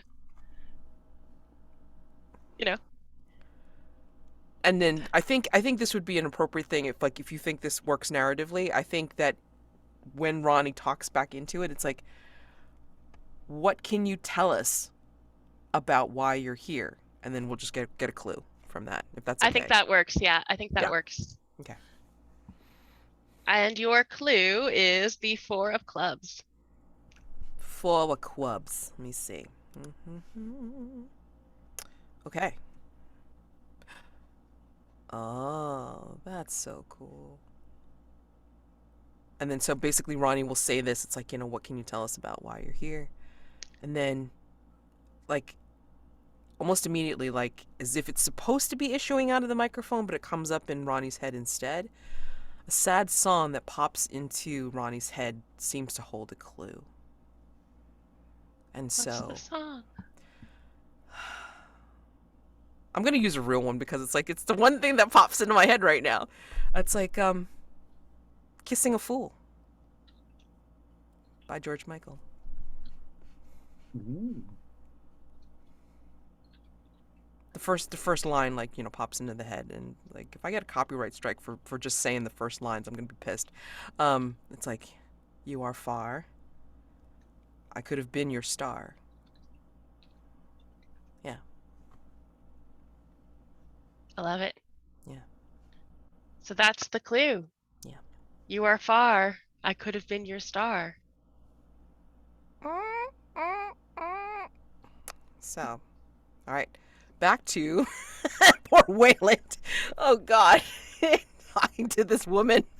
Oh geez, did you roll on this or anything? Oh God, I want to give you my +1 if that's okay. I mean, I know that's not how it works, but I just want to Sure. give you my +1 just to give you some luck here. Holy Sure. shit. Yeah. So what should I think mm, What sounds appropriate? I mean, because when talking to somebody, I mean, like, I always feel like, I mean, you're not gathering, you're not researching them, you're yeah. talking with them, so you kind of have I to be think quick, wits or intuition or something. I think intuition. It would be either the same, but I think more intuition, just Okay. like trying to figure.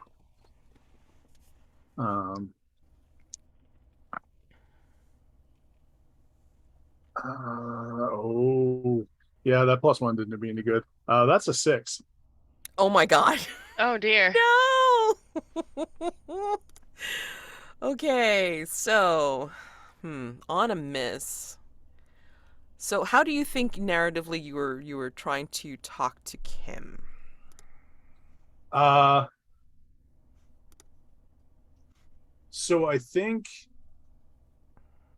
like really the only time Weyland interacts with Studio or with Station 8 or with Antenna 8 is like the nighttime show. Like that's the only show that he listens to on the radio station is the Rare Book show. Mm-hmm.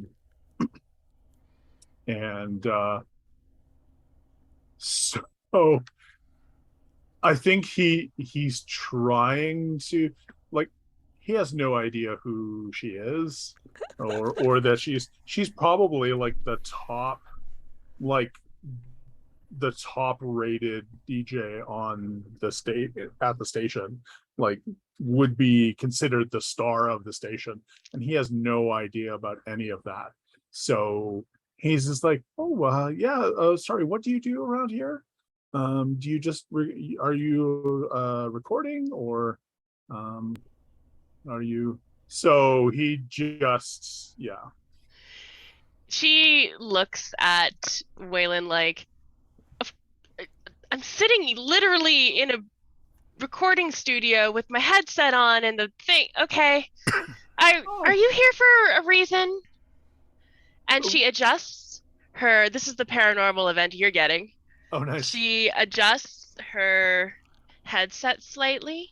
Mm-hmm. And when she does that, you can hear the whispers that come from inside of her headset whispering into her ears. You could hear them just slightly. They start whispering into yours. And the smell that emanates from that headset, this is a horrifying, nauseating smell. And I think I'm going to make you have a ghost show up just for fun. Okay. Bring on the ghost. Or maybe not a ghost, but a paranormal event to add on to that. That's Sure. going to be a fail factor that I'm just giving to you. I think also for the miss, and you can tell me, you can completely veto this if you think this is a bad idea. But because the smell is nauseatingly gross, I Mhm. want to say you need to do a risky move to avoid vomiting. Yep, love Yeah, it. that's better than You know? another event. Yeah, I like that. Yeah, because I mean, Yeah, like, if it's that disgusting, it's like, you're Yeah. not going to be able to hold it in, especially because you're kind of yeah, floundering already Yeah. with her. And yeah. if I think if you don't succeed on this risky move, you're going to get sick and then you're going to take a condition. That makes sense. Sounds so, yeah. All right. It was And from that stupid cafeteria coffee that you tried to mix with the Timmy Stars. That's what happened. yeah, never mix your blends. It's a Mm-mm. rookie mistake. Very. Mm-hmm. As I'm Rookie. I'm literally drinking one little bit of no name brand dark roast and one little bit of like fancy coffee from a local beanery. Nice. And I absolutely do fail because I'm rolling against vigor, I'm guessing, because it's like are you going to vomit move? Yes. Yeah. Mm-hmm. I rolled another 6. Oh. So I 100% fail. So yeah, she adjusts her headphones and the smell hits me and I'm just like, and then just I All think that coffee is gone. yeah, I just mostly get it in the waste paper basket. Unfortunately, it's one of those wire ones. I was just gonna say yes. So 100% get my head down into this waste paper basket and then just which just serves to like sprinkler it in. Oh, disgusting. Anyway, we won't go into too much detail on that, We but have to put a content warning on this. I plan on it. but yeah, and Yeah. I think yeah, what do you think for a condition? What I think nauseous. yeah, I think so too. Yeah, Weyland is just ooh, yeah. You partied way too hard at LieberCon. I know. And you stayed up to listen to that episode. Then you had the weird floor coffee. The weird haunted floor coffee. It's true. Yeah. It's not even the and like one of Wayland's favorite drinks at LieberCon is a I think it's coffee made with ginger beer. Oh. So like Doesn't even sound right. So like I'm just canonically I'm deciding that that's going to be I was going to say that it's like or if we wanted to make it something that is like a little bit less unfriendly to coffee makers, it's an espresso shot in a ginger beer. What's it called? Oh. The ginger eye instead of the red eye. Yeah, the ginger eye. I love it. The ginger eye. Oh my god. Yeah. Yay! I love it. That's Writing a potent that down. drink. That is a potent drink. Listen, I have ginger beers in my cupboard, and I have an espresso machine, so you never know. You're gonna make it, aren't you? I might. Okay. No, I don't have an espresso let us machine, know but- how the experiment goes. I might try. I might try that. Don't make Devin drink it after. No, he's gone now. He's already escaped for the rest of the day, so I can't get him. Pour that thing down the sink if it does not agree with you. Oh goodness. Okay, so poor Weyland. Yeah.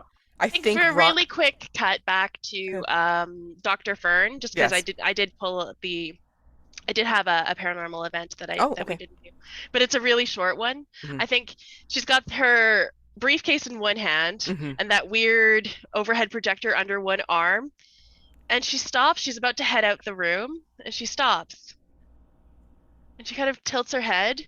The camera zooms in a little bit, just so you know her shoulders and up, and you can hear, the audience can hear, a buzzing sound of static.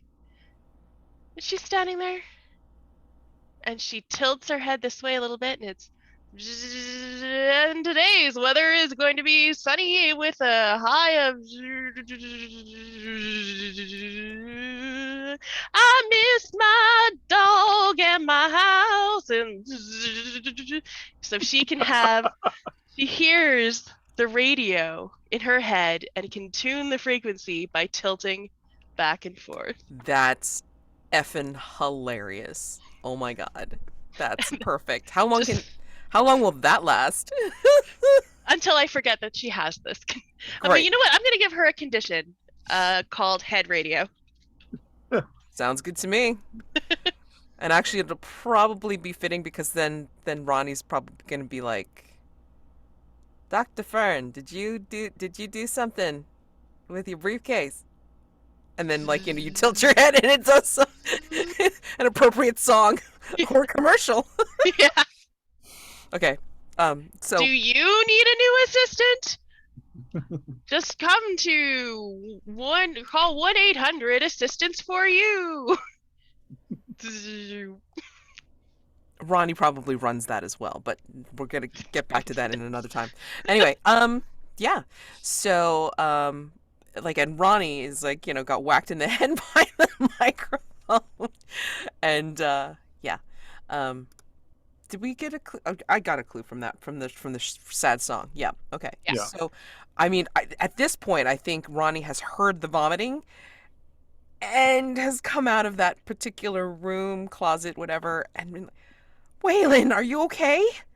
The microphone follows you on its little metal feet, Yeah. going click, click, click, click, click, click, click, click. Well, I mean, we were both in the same room, so I'm sort of picturing it. You and the DJ have both cleared out of the room, Yeah. I think, because it does not smell good. No. Not even a little bit. Oh God. Weyland, and they call out from the hallway, Weyland, are you okay? No. Oh. Kim just goes back to back on air, and welcome back. That was DJ Master Mix Chopin, the big favorite here at Antenna 8, and I think I can speak for everyone when we say the first time everyone, we all know the first place we were when we heard the first Chopin song in our lives. We all remember where we were. I, for one, was stuck at a traffic light. You know how getting stuck at traffic lights is like. It's really irritating. And I got rear-ended at this, and she's just going on this long sort of story about this thing as if nothing happened. And as Ronnie is waving Brent to come out of the room, I mean, they just look back into the room and just an admiring smile on their face, like, so efficient, damn, and then comes back out and then kind of helps Weyland out. It's like, yeah, it was that coffee, wasn't it? It's like you mixed coffee. No, why did you do that? It was their headset. What? It smells. It's disgusting. You remember that time that I bought that specialty sweetened goat's milk for my coffee? Yeah. And then I forgot about it in the fridge. Yeah. For 7 months. You remember how that smelled when somebody pulled it out and dropped it? This was worse. Oh, no wonder you threw up. Oh man. Yeah.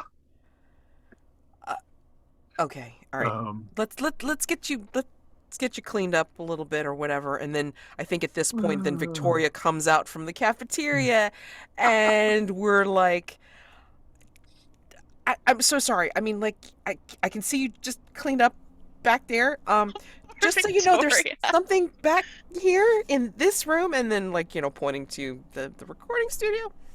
Yeah. And then she goes and what happened there? And then, sorry, really sorry. We're so sorry. I mean, oh my gosh. Yeah. And then, Ronnie will, they don't have to, but they feel bad, and then they take out a 20 from their pocket and then try to give it to Victoria. It's like, so sorry as we pass her. Okay. Yeah. All right. So, I mean, we got 5 clues, and the complexity is 5. Do we want to just figure out how this fits in, or do we want to have like one or two more clues? What do we want? I think we should grab like another clue to at least get a positive Okay. roll, Mm, right? Sure. Okay. So pull some new locations. Yes. I think we're all going to meet up. Okay. Let's This is do the the- one room together. Yeah. Yeah. Mhm. Yeah. Weyland right now does not want to be separated from anyone because he is not feeling good. Yeah. I mean, he's looking. He's Oh. looking. You're looking green. You're looking Yeah. like you're about ready to work. You look like you need again. some fresh air Mm-hmm. up on the rooftop with Oh, the dear. satellite dishes. Oh. Yeah, let's go get some air. Yeah. Okay. Sorry, that's In- rooftop for you Americans. Roof. Roof. In true coffee drinker fashion, however, Mm-hmm. even though Wayland has just been sick, and everyone is blaming the coffee, Wayland is like, oh yeah, I just don't feel good. Oh, ooh. Oh yeah, I'm just That's a real mood. That is a real one. Actually, no. What has happened before that, before we get up to the roof, is that like, on the way and meeting up with Dr. Fern, like Ronnie will take out the phone, type on the app, and then right next door, as always, there is a Timmy Stars next door. Yes. And we'll Yeah. grab the coffee orders from there and then hand Dr. Fern her normal order and hand Brent Weyland his normal order. that's okay. Yep. And then we go up to the rooftop. Does that make you feel any better? Again, you do not mix coffees, especially if you don't know what they've been using in their machine. A haunted machine. I'm telling you, wasn't a coffee. It was the headset. The headset she's wearing smells disgusting. Oh, God. This paint the scene is like written for Wayland in this situation. Oh Yeah. no. Oh, no. What is... so happy. Oh, shit. Good. Location is yours. Yours. Oh Brent. right, yes. Sorry, what was the location card? That was 2. Two. Okay. Where are we? There we go. Rooftop satellite dishes. The satellite dishes on the flat roofed station top seem to lean out into the howling wind as if straining to listen. Paint the scene. You get a strange feeling of being exposed and feeling watched up here. Why do you breathe a sigh of relief anyway?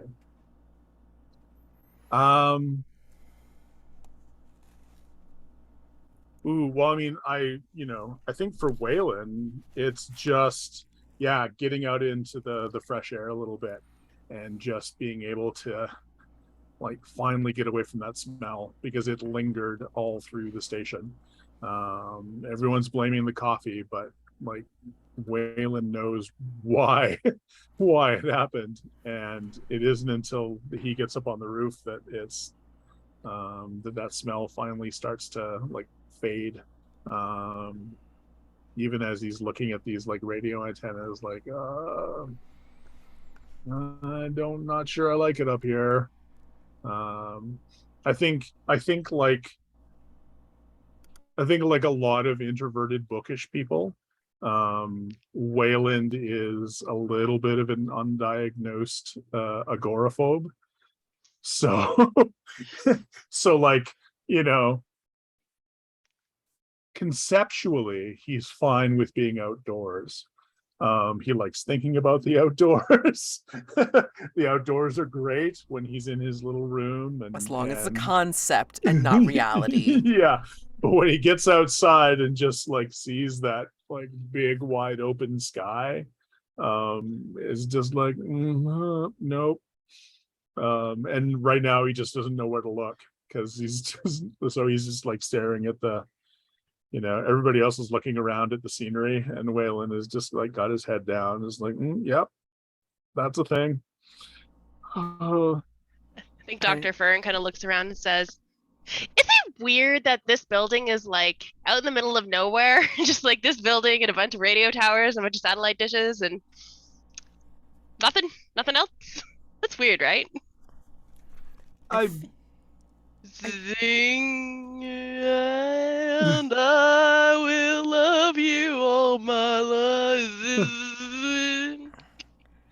Yeah, Ronnie makes a comment, turning around really slowly, looking at Dr. Fern. It's like, is this part of the experiment, Dr. Fern? No, that's gonna happen when the ghost shows up. I- I'm so excited for you to see it. You're gonna love it. Ronnie just looks right back slowly outward to look at the expanse and starts thinking weirdly about about the song still echoing in their head, like still hearing like Kissing a Fool. And As that's happening, you hear a weird, like, sound of metal on flat station top roof. Click, click, click, click, click. The microphone has followed you. and Ronnie's head slowly swivels to the microphone. And it bumps you in the face again. Am I supposed to talk into you? Am I supposed to be The microphone asking? kind of, shakes in apparent happiness as you're talking into it. You want me to sing, don't you? The microphone jumps up and down a little bit. I'm giving this microphone a lot of fun attributes. It's really just supposed to get really aggressive if you don't talk into it, but I'm turning it into a puppy. And actually, what will happen is that, just for funsies, because I don't think we're going to have time for a late night Kate stop off. I think what's going to happen is that, Ronnie's just going to sigh and then kind of take the microphone, tenderly in their arms, like, kind of like, cradle it a little bit. And like actually like one hand is going to go on the pole part and the other hand is going to go against the back of the microphone head. And then Ronnie will close their eyes and then start to sing a cappella, Kissing a Fool on the Roof. Love I it. love that. I feel like Not paying attention to the other two, just letting it go. Just that should be some kind of role, like to get a clue, because you're interacting with the mhm. spooky microphone. Sure. I think that's something. Okay. Um,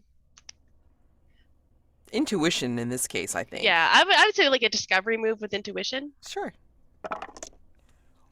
Oh, boxcars. Yes! You actually find 2 clues, and the player Ooh. responsible for the clue card will tell you what they are. Go ahead and do it since I'm the one that's That's fair. doing the thing, and then you guys can give me 2 clues.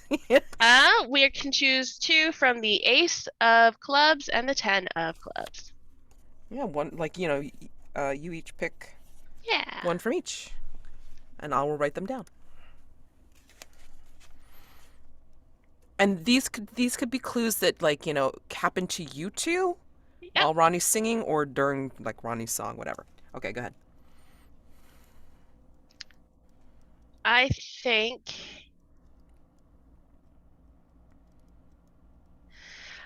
as the singing starts and the microphone settles down, kind of whatever the purring version of a microphone ghost would be. I don't think the microphone's the ghost. I think it's just haunted right now. Mm-hmm. Yeah. Dr. Fern notices something blinking over underneath one of the satellites on the roof, and she walks over. It's a little matchbox, the blinking electronic chip inside of it, and it's beeping softly in irregular intervals. It's a little blinking box the size of a matchbox that's beeping. Yeah, I can just pull the thing right out of the doodad if you want. I got it. Okay. Fine, do it that way. Copy and paste. Copy paste. Copy paste. Okay, that's fine. Go ahead. I have the version of I can in PDFs that I can edit and stuff. Okay, got it. Okay. So me. Cool. Yeah, and Brent, if you want to do the ace of clubs. Sure. Of course, after this, I'm gonna have to go listen to "Kissing a Fool" on Spotify. Yes. So. Of course. Makes I think so. I think part of like the rooftop is this would be like the station's smoking area. Like, I don't know if it's in the middle of nowhere. I don't know why they wouldn't have it down on the ground floor, but apparently that's still too too in people's faces. So the smoking area is on the roof. Um, so you can feel like a complete exile if you have to go up. Well, also too, probably the technicians that work on the actual antenna array or whatever the hell. I mean, like they're probably smokers too. So everybody Yeah, goes up there because, you know. yeah. So like any place in here, there is a speaker hooked up, because any place in the building where people congregate, they have a speaker so you can listen to the radio shows and stuff like that. So the speaker up here was playing whatever is happening down in the, you can hear the sounds of like the DJ Kim chatting, and then suddenly there's like a burst of static out of the speaker, and then it sounds like that static sort of fades into footsteps rustling through dried leaves, like somebody walking in a fall forest. And that goes on for a little while. And then the static happens again, and it cuts back to Kim DJing.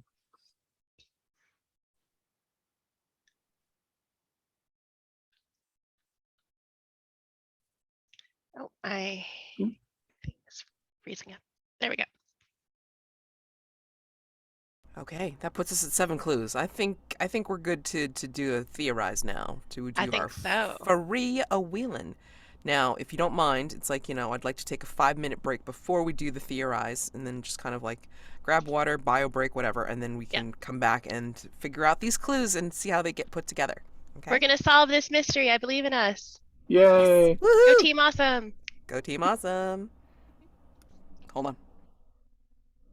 Okay, we're back. So now we're going to theorize and figure this shit out. All right, wonderful.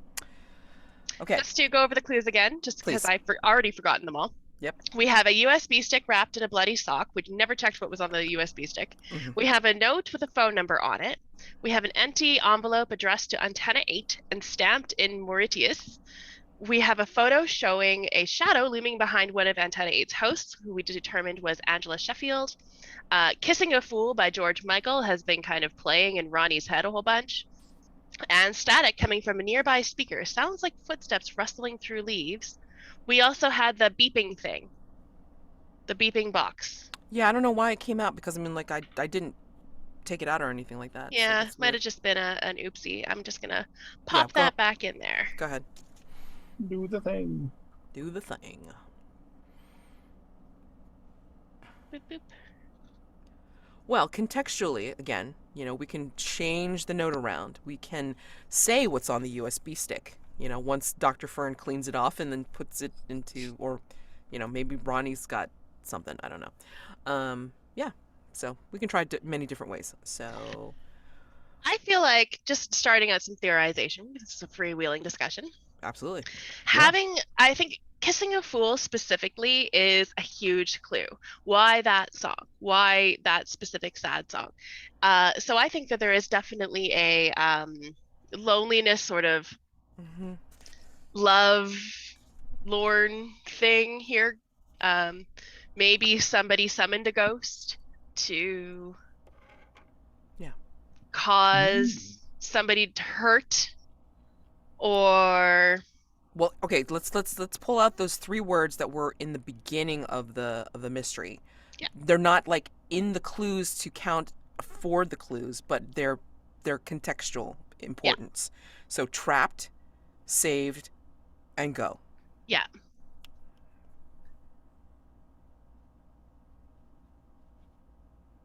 There wasn't anything about like some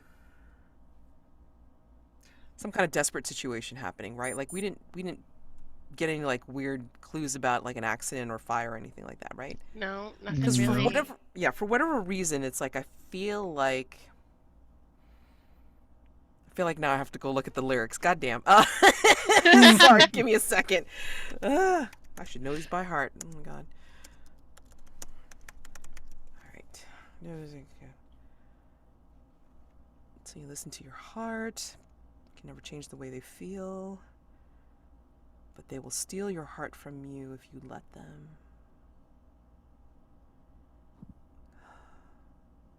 You are far, but when I could have been your star.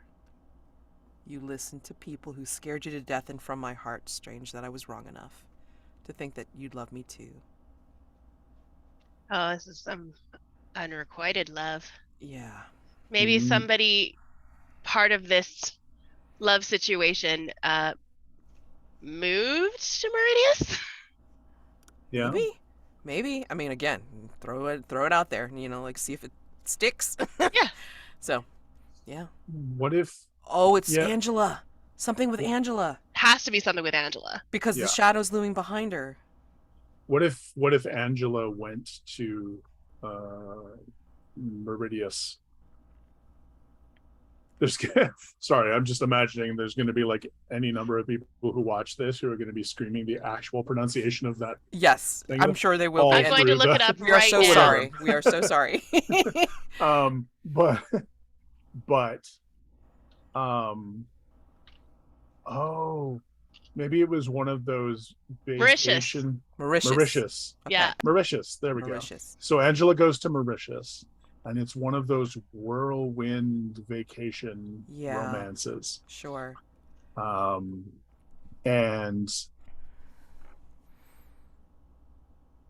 She was listening. Angela wanted something more to happen, but it's sort of like they parted at the end of the Mm-hmm. and the person she was in love with also wanted something to happen. But before they got a chance to travel here in person to follow up on it, Yeah. they met an unfortunate accident. Yeah. And sort of their last thought was of Angela. Hmm. And that was enough to propel them, like their ghost, their spirit, to Antenna 8. Yep. Okay, so I got that. And of course, kissing a fool. Everybody knows that when you have a sad breakup or something, you listen to a sad song on repeat and, Yeah. you know, Yeah. just Always. emotionally feel it, and just like nobody else understands this song like I do in this moment. It's like that kind of thing. We've all been there. Yeah. I love the idea of Angela, like maybe her first broadcast back, or Just that song on repeat. She was is listening just to she it, locks yeah. herself in the Yep. studio, and it's Why just not? kissing the fool by Yep. you can, every time she comes back on air, like 8 hours into the day, you can hear people pounding on the studio door and like, Yeah. Angela. Yeah, exactly. Anyway, Okay, so and then we have to wrap into footsteps. I mean, I don't know the climate.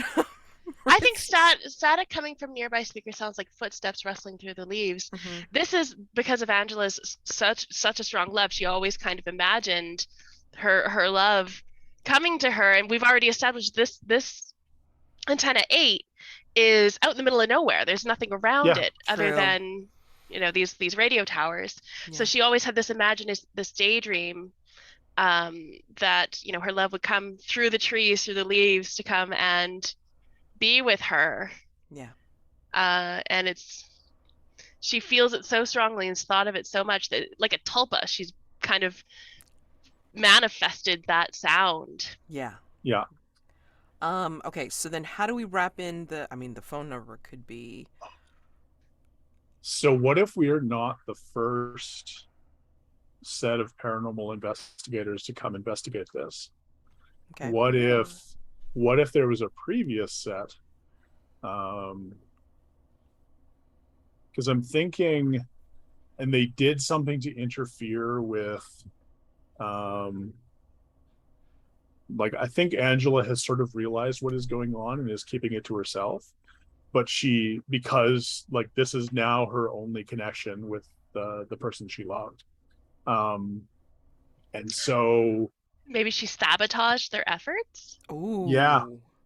that's what I'm thinking. So like the USB stick Mhm. wrapped in a bloody sock is, let's take it one step further. She not only sabotaged, but she met with the person who was giving the report, like basically just had all their details this is what we discovered, this is what we figured out, and this is how we're going to fix it on a USB stick. And Angela was like, oh, let's take a walk in the woods and discuss that. And only Angela came back. The young man who told his mom that he had been called on an Antenna 8 broadcast. Yeah. Shit. Um, and never came back. Never And he came was back. just like the reason, he's like a little like, he's just an internet sleuth. Yeah. He's not like us professionals. Right. no. Oh, that poor kid. So yeah, I like Always- that. And the always note with bring the phone backup. number on it is, if we were to look into it, it's going to be this kid's number Yeah. Okay. that he left her this note saying, if you think of anything before all this went down, if you think of anything else, call me here. Yeah. He also is the one that set up the matchbox with a blinking electronic chip. It is a little homebrew thing that he made with a Raspberry Pi. That is kind of like a little mini ghost detector, Gotcha.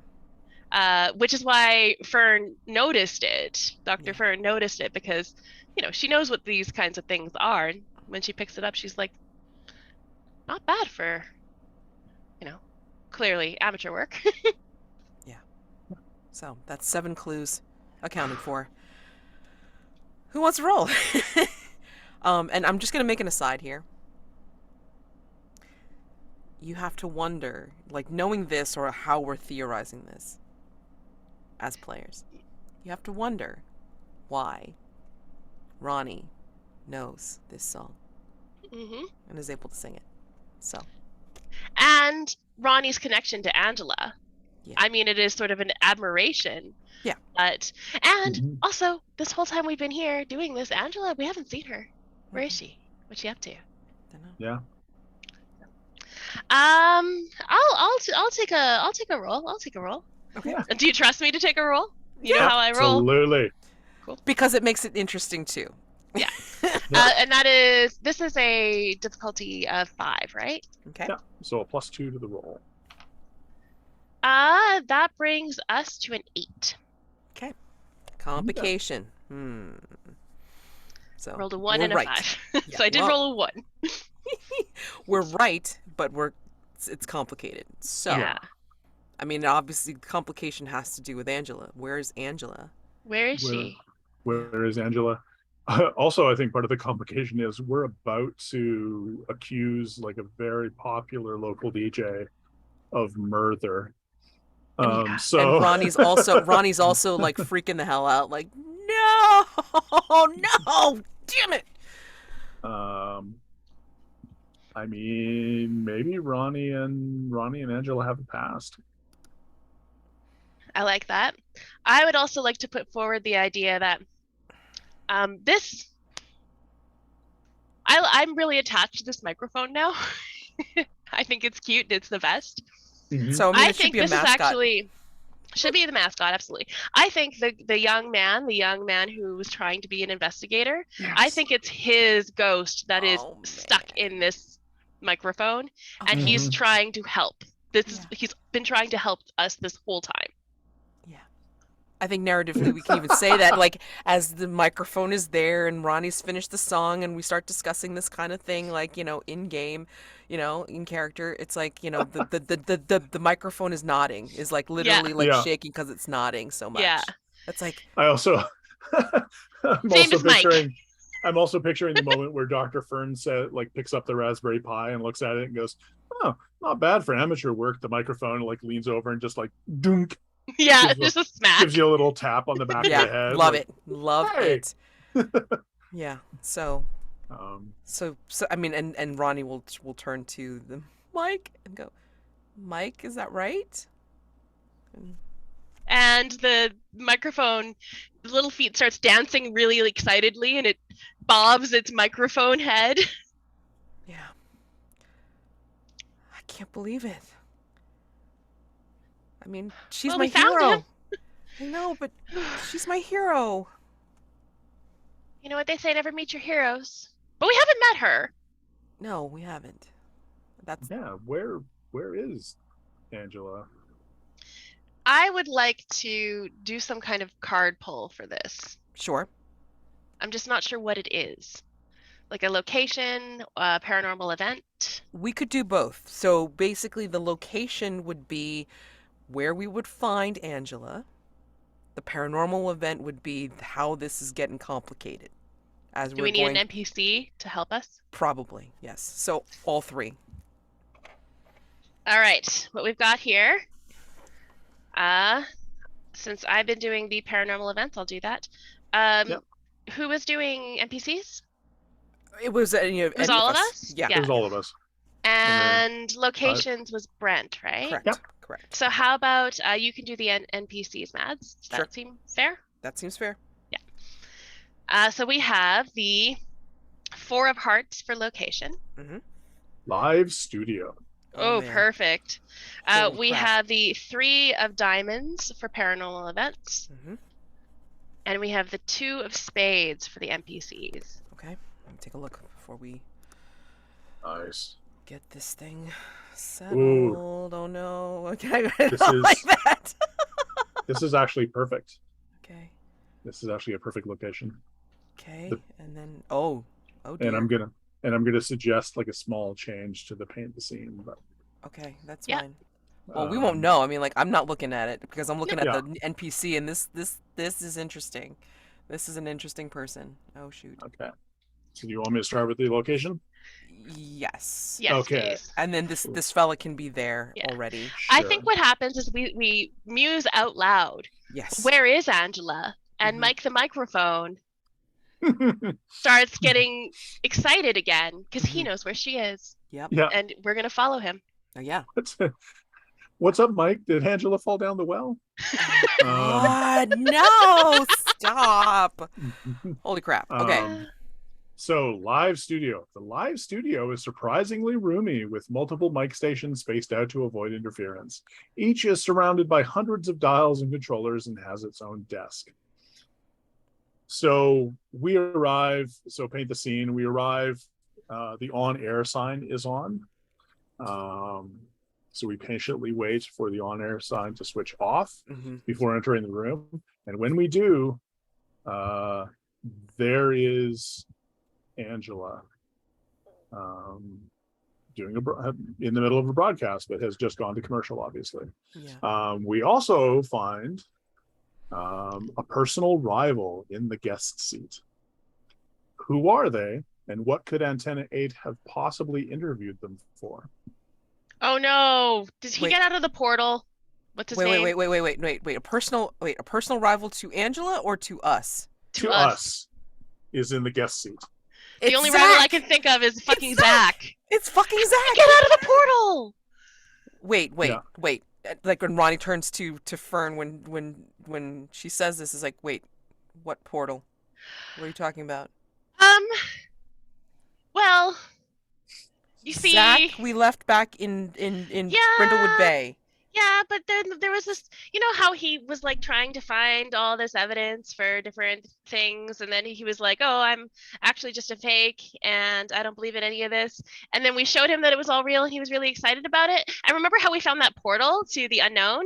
No, you in didn't tell me anything about a portal. Oh, Talk to okay. Well, we Fern. found a portal in Annabelle's room that went to, I don't know. So we decided collectively that it would be a fun idea to put the haunted theater well ghost and Zach into this portal. Wait. The haunted well ghost. I got that part. Did I hear you say Zach into this portal as well? Yeah. Why? For an adventure. For science. So he could write a podcast about it. I think his thing was YouTube, but Yeah, whatever. we are science. We are so going to have a conversation about protocols and But look, terms he's and fine. guidelines. He's right here. I don't know how we got out of the portal. I want to know. I want to hear this interview. I'm very interested in this. Yeah, Yeah. you're lucky. You're lucky he's out of there. Oh my gosh. We don't know if we don't actually know if I'm lucky or not. We don't know what he experienced. So let's reserve judgment until we have enough information to really analyze the situation, It's okay to theorize. It's okay, but you want to make sure that you don't really declare a hypothesis to be true until you have enough information. And you never really declare a hypothesis to be true anyway. You always declare it to not be false. But that's yes, Weyland. Who's Zach? He's just this guy Oh, okay. that we met in Brindlewood Bay when we were visiting my aunt on vacation, and then there's like haunted whales and stuff. It was a whole thing. Yeah, Okay. we didn't get a chance to really like debrief you on that one. Zach, So I mean, don't worry. Bay, Portal. I'll catch up on the notes when we get back to the office. Well, anyway. Um, Ronnie writes down on their list of to-do list, write notes about Brindlewood Bay. yeah, exactly. Well, I mean, like, you know, Ronnie's already like, you know, filled out like a bunch of notes like on their phone Yeah. about it. So anyway, Dr. also- Fern's notes about Brindlewood Bay just says bee, bay, whale, portal, smiley face. and then like next to your great aunt's name, you've written like a bunch of hearts. Yep. Okay, so besides them in the room is Ben Townsend, the dog's body. So this is someone who started off as an intern at Antenna 8, hoping to work his way up on, you know, into an on-air job. So he's kind of hanging like right at the edge of this, like, you know, just waiting his chance also for the light to go off. And he's intense and quiet, and then when he turns to see us enter, he stares into our eyes very slowly and doesn't stop staring. It's like, oh, hello. And Dr. Fern opens her mouth to say hello back and maybe ask about Zach. And as she works her, you know, vocal cords and her throat, no sound comes out. Dr. Fern? And we all can no longer speak.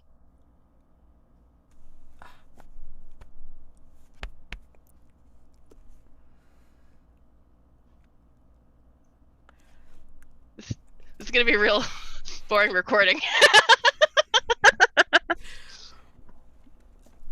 So I think Dr. Fern kind of just shrugs and starts to do really bad charades. And so I think she points at, who's this guy? Ben? Is that his Ben. name? Mm-hmm. She points at Ben and waves He and waves points at back. herself and draws her finger across her name tag, which says Dr. Fern. And then like he like makes the motions of like saying your name. I think the bad guys. I think the other people can talk. I think it's only us that can't talk. Well, yeah, we're not quite in the Oh studio yeah. yet. We're still kind of waiting for Gotcha. the light to Yeah. go off, I think. And so yeah, Ronnie's like, you know, looking at Dr. Fern and actually kind of like smacking you on the shoulders, like, you know. Communicating. And basically like Ronnie mouths, "No, you're not." And Dr. Fern just like smiles like broadly and nods like as if Ronnie said something that was very encouraging. And then Dr. Fern's going to point at Angela and make like a woo movement. And Ben just kind of tilts his head and looks at you like, "What?" But no sound comes from his mouth. Waylon, what are you doing? I think Weyland has had the same reaction to Dr. Fern trying to do these very active charades that he had to like the microphone stand when it first walked into the room. So he's just standing at the back of the room again, like a little confused looking, but then you can see his phone sort of pops up and he's filming what's going on. Just Love it. Love it. So good. So good. I think I feel like this ghostly we can no longer speak thing is happening because Angela's finishing off her interview, Yeah.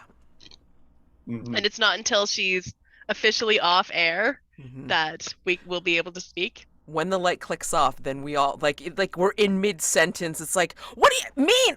Whoa. Okay, everybody, we're gonna count to 3 in our minds, and on the count of 3, not 3, then go, just 3. Finish the sentence that your character is saying. Hmm. Porcupine! Professional! With pajama pants.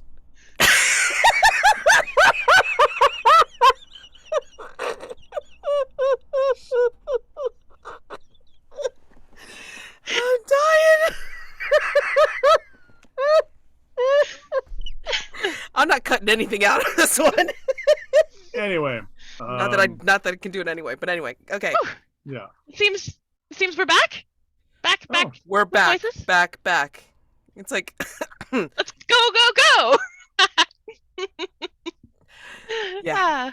and Ronnie's kind of hanging back just a little bit because it's like, they don't want to really confront their hero. I think Dr. Fern is she's actually more interested in Zach right now than Yeah. Angela. So I think she actually literally just goes up to the booth and throws open the door. And I think Zach! and I think the mic is like tapping Ronnie on the shoulder, like insistently, like, oh, Yeah. Aw, Mike's got your back. Mike's got my back. Zach, you're out of the portal. I can't do Michael's accent, so don't ask No. me. It's like, oh, hey, Fernie. Hey, how you doing? And he goes up to you and tries to give you a bro slap hug thing, whatever.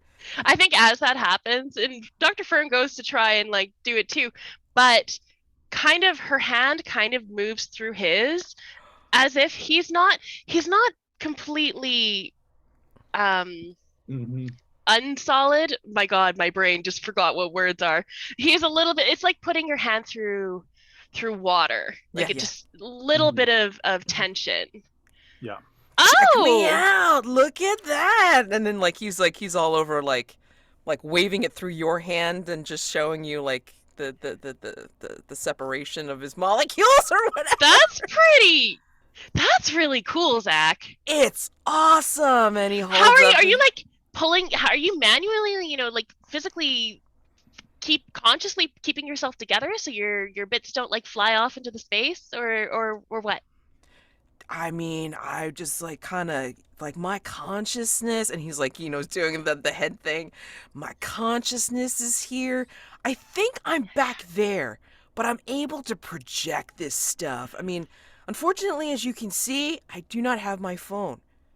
I don't know what happened, but I'm somehow here. I can't remember. Did we take his phone? No. You said We you asked- gave him his phone. Yeah. Yeah, he had his phone. Yeah. But in the ether or In the whatever the hell ether, it is. yeah. Wherever he is. That's fun. I am like a projection. And immediately Fern has like this literal light bulb almost appear over her head. Bing! And the camera kind of pans to the weird overhead projector she still has under her arm. And her then it pans back to Zach really quick. More like a foreshadowing rather than something we're going to deal with today. Sure, absolutely.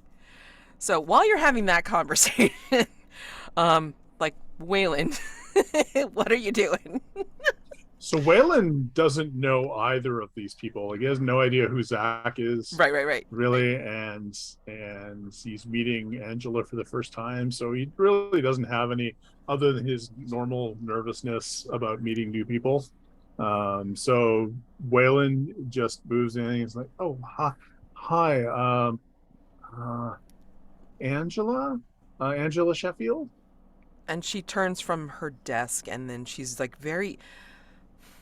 she's a very down-to-earth person. She's like, just like medium-sized. Like, she's not too tall, she's not too short. She's just like medium-sized, and she's like very unassuming, like the impression that you get is brown, like brown hair, brown eyes, and just like, just kind of wearing like, like earth tones and stuff like that. And but when she opens her mouth, it's like, yes, I am Angela. Can I help you? I mean, like these rich tones of like, this is a broadcaster. This is somebody that you listen to, Right. you know? Yes. So we were hired to come in and investigate some of the strange happenings going on around here. But we're not the first ones to do that, are we? She tries to fake you out by putting a neutral face on. Like, I wasn't part of the investigation hiring team, so I really don't know what you're talking about. Maybe you should talk to the station owner or the station manager. Hmm. I mean, I'm Maybe pretty much the on-air talent. maybe you should tell us about Mauritius. And her face falls at this point. And what do you think you know about Mauritius? Oh, I mean, we're still formulating an idea and putting together like some details, but I think you met someone very special in Mauritius, and they thought you were special too. That's the good news. That's the bright, the good takeaway from this is that Mauritius. As you're Um, saying that, I think that, we start seeing like a manifestation nearby. And this shadow that you saw in the photograph, Dr. Fern, like starts to loom behind Angela right now as you're saying it. And then Ben behind Ronnie, who's still hanging back with the microphone, is like, wow, what's that? I mean, it, is this the ghost? Oh my gosh, is this the ghost? It's like, we need to get this on air, like right now. And then it's radio, man. It's like, nobody can see shit. What the hell? yeah, He's getting really excited, but I mean, like, he's like, nobody's really doing anything or yeah. listening to Ben at this moment. But yeah, the shadow is looming behind Angela. I mean, look, we don't want to take anything away from you. Um, Sorry, what's your friend's name? Jake. Jake. We don't want to come between you and Jake. We were just asked to look after the radio station and make sure that like the strange stuff stopped happening here. Um, I can't let him so go. I will not let him go. She and starts breaking and down. and we don't want you to. We don't want you to. This actually reminds me of like a thing from the Guide to the Afterlife. Um, Sorry, you don't know what I'm talking about. Um, um, but oh, sorry, the Handbook of the Handbook. Recently Deceased. Um, so so this is what we call a mixed signal event, um, where two people who are connected emotionally are sort of bound together by, I guess, like energy, whatever energy they're nearest. And for you, that was the radio station. So we don't have to separate you. We don't have to separate you at all. But we need to move. If we were to put Jake into like some sort of, basically give Jake their own room. So if we have like a radio we can use and set up back at your place, Jake can live there, and the two of you can live together, and be together.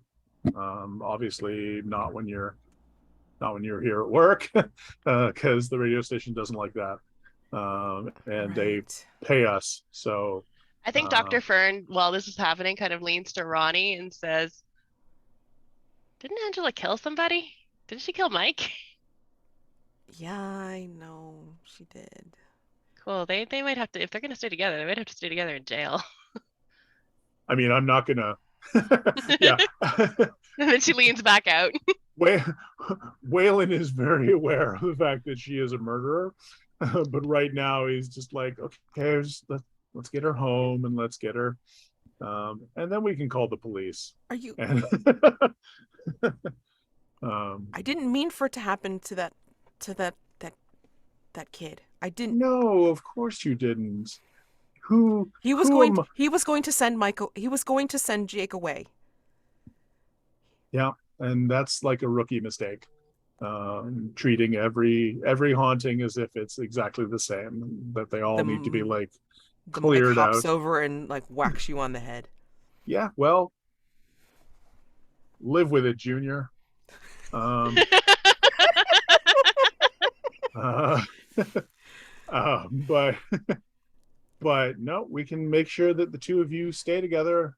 I mean, hey, who amongst us has not murdered somebody to protect a loved one?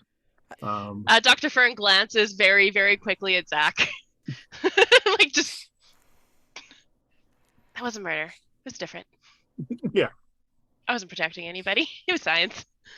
Yeah. Besides, Um, do not use that excuse. We're going to put that in the terms of agreement.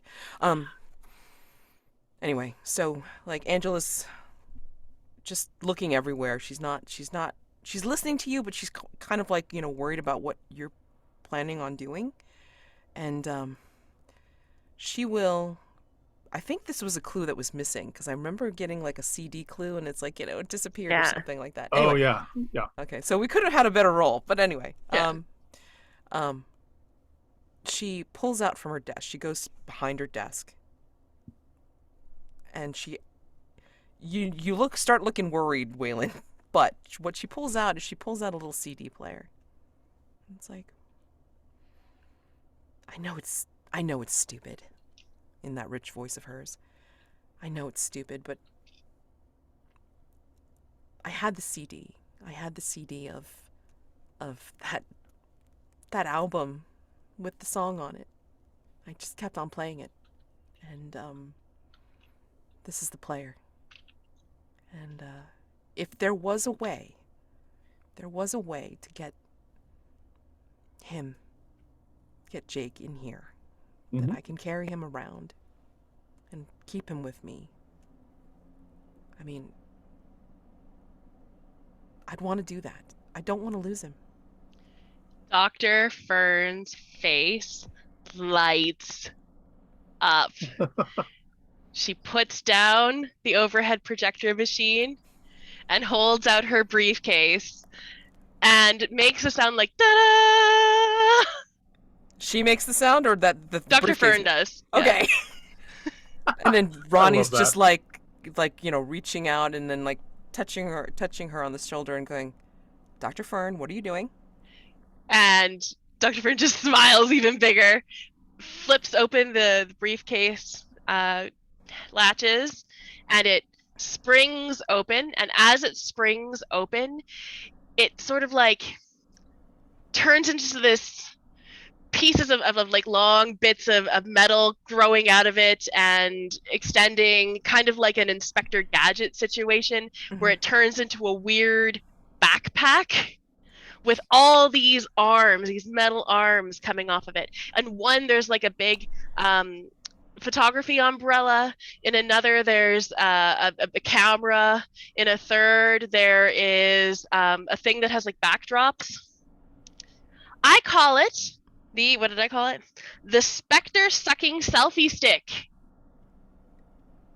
And This she finally invention looks is at you. mine. She finally looks at you and goes, "Who are you?" I'm here to rescue you with my selfie stick. So she like hauls it on, and you can see that all the little contraptions kind of face towards the wearer. So when I push this button, she holds up a little red button that's on a little wired thing. That camera there will take a selfie, a beautiful, perfectly lit selfie of me and whoever I am with. And if the person I am with happens to be a ghost, they'll get sucked into the camera. But this is an old school camera. This isn't a digital camera. That means there's film on this camera. If there's film on the camera, that means the ghost can be in the camera. And then all we have to do is transfer the ghost somehow to that CD. And Blinking, lots of blinking, because they're like, half of where your words like went whoosh. This is gonna work how again? Ronnie's talking to you from the side. we're going to take a picture, selfie, really good selfie. We're going to suck the ghost into the camera. Okay. Right now, this is a visual only camera, but it's very easy to set up with a like an audio visual camera. It's not going to work with a phone, unfortunately. I've tried. Sorry about the walls. But I think that if we use like a video camera, which we saw in the other room, we saw a bunch of them. We just hook that up. We just have to record, make sure that the video is off, record the ghost with our perfect selfie machine. And once the ghost is recorded into the camera, we just use the stuff in this place, because this is like an audio place, to transfer him from the camera to the CD. So to cut to the chase, because that was so complex, holy crap. All right. I'm just for resolution's sake, I mean, like, you succeed. And as you're doing this, Ronnie's going to look at you and say, you do not show Annabelle any of this at all. But I made it for That is an her. order. That is an order. No. Maybe I'll just give it to Zach. He could take it back to the void with him. Zach's starting to dissipate. Bye, Zach. Bye, Fernie! Abroha! Oh, I forgot about a bro. God. I hate him. I didn't. God. Now suddenly Weyland hates him as well. So, But one of the benefits of doing a handbook of the recently deceased check is that, yes, I can substitute, instead of having to do a roll, I can immediately substitute a 12 plus result for. great. Perfect. That's what I So, figured. yes. Yeah, it's successful. Like, we've resolved. Now, is this to put eventually the ghost into her CD player? Yes. Okay. Yeah, I think as part of it, we like find some way to hook an audio device into a visual device. Sure. I think that's Dr. Fern's Yeah. Oh, yeah. expertise. figures That's it so out. easy. All you have to do is take this cord here, attach it to this adapter, take this adapter, break it in half, tie off this piece, add this wire to it, glue on this other bit, solder this thing here, and then the they'll go voice together fades perfectly. out as the scene transitions over back to the office. So we've been successful. We successfully solved the mystery, and the ghost is now out of Antenna 8. And And now also probably going to be going to prison with Angela. Yeah, Probably. the first thing we do when we get back to the office is Weyland calls the police department. Yeah. It's and then like, yeah, hi, detective. yeah, exactly. So I mean, like, we'd make that report, and Ronnie's looking kind of sad, but I mean, obviously understandable, because it's like, Mike is Mike. But here's the question that I have. It's like, do we tell Mike's mother, whether his name is Mike or not, whatever, do we tell Mike's mother where he is? I don't think we do. I mean, basically Ronnie will ask Mike. It's like, look, we need to kind of let your mom know, like, where you are. Do you want us to tell her? What do you think Mike's response is going to be?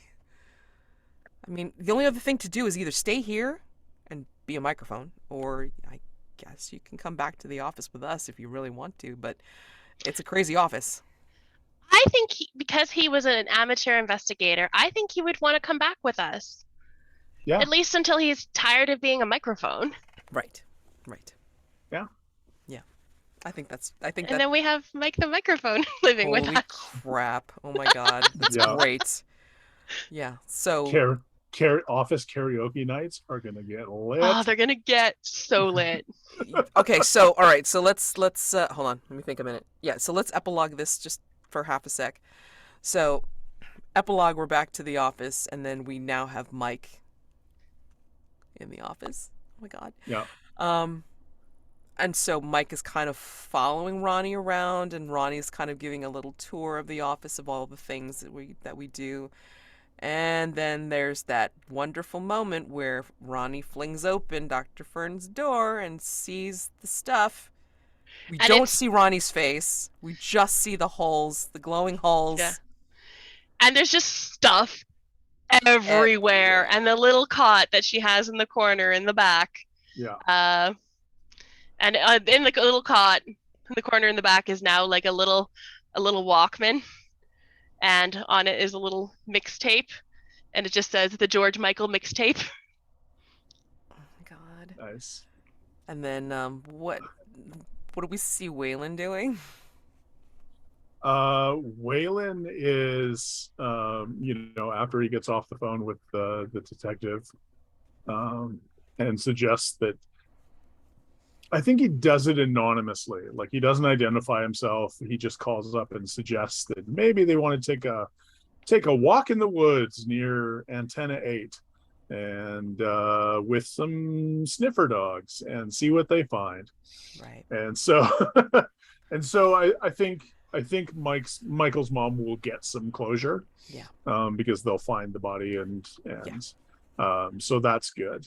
We can at least like let her know, yes, here's the physical remains, like, so, we found him, unfortunately, but we don't have to get too detailed about like No. what happened. It's just like, he was poking his nose into something he shouldn't have, and that's unfortunate, very sad. Weyland has put all that behind him because he has like bags of books that he needs to, like, he got at LibreCon, that he needs to properly shelve. and I'm sure Marvin's helping in the background. Yeah. And he's got shelves like to fill again. So Yep. so he's busy doing his spooky decimal system, getting everything. Thank you for that, Amanda. That's wonderful. He's just busy like shelving books, and it's not like he's not figuring it out. Like, you figure out what books you're going to put on, and then you start stacking them from one end to the other. Mm-hmm. It is literally a lot of, he'll grab a single volume and put it on a spot on the shelf, Mm-hmm. and then keep doing that, and eventually like fills in all of the spots Mm-hmm. as he's going. It's a little bizarre to watch, but And I think at the very end of Weyland putting his stuff away, Mhm. there's another loud boom from the direction of Dr. Fern's lab, and the camera doesn't pan anything. I think it just watches Weyland's reaction as Dr. Fern yells, "Everything's fine, don't come up here!" Weyland just walks over to the whiteboard where he's written soundproof room, picks up the marker, double underlines it, Yep. and puts the marker back down. As that's happening, then in the big room, which the doors are actually locked because Ronnie has locked them. Ronnie does hear the muffled sound of the boom, but doesn't even bother to call out because there's no point. And I think Mike's in here, kind of like nodding in the corner, as Ronnie will call up on their phone, like a playlist. Can't see it, can't see what's on it, but then we'll just turn it on and play Kissing a Fool. And as they're singing it again to the playing song, they'll start to dance. And this is a different kind of dance. This is a dance that you would do with somebody else. And Ronnie pulls out a picture from their pocket. The camera, the audience can't see it, like who's in it, but it's like Ronnie's dancing to it.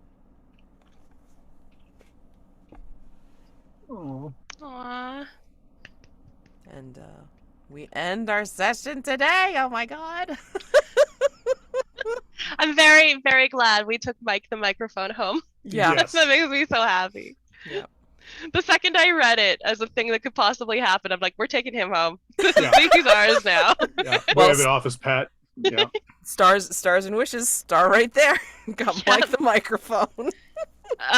Star for Zach coming back, just because that was just a wonderful set of like getting the right rolls and the right cards and just everything sort of clicking into place, and it was serendipitous, honestly. That was Yeah. a lot of fun. Yeah, absolutely. Stars for Weyland, like looking shocked and then just pulling up his camera. I know. So good. So freaking good. Holy crap. Oh my god. And I think stars for all of us for being this was clearly a very silly game, but there was a lot of really heartfelt elements to it.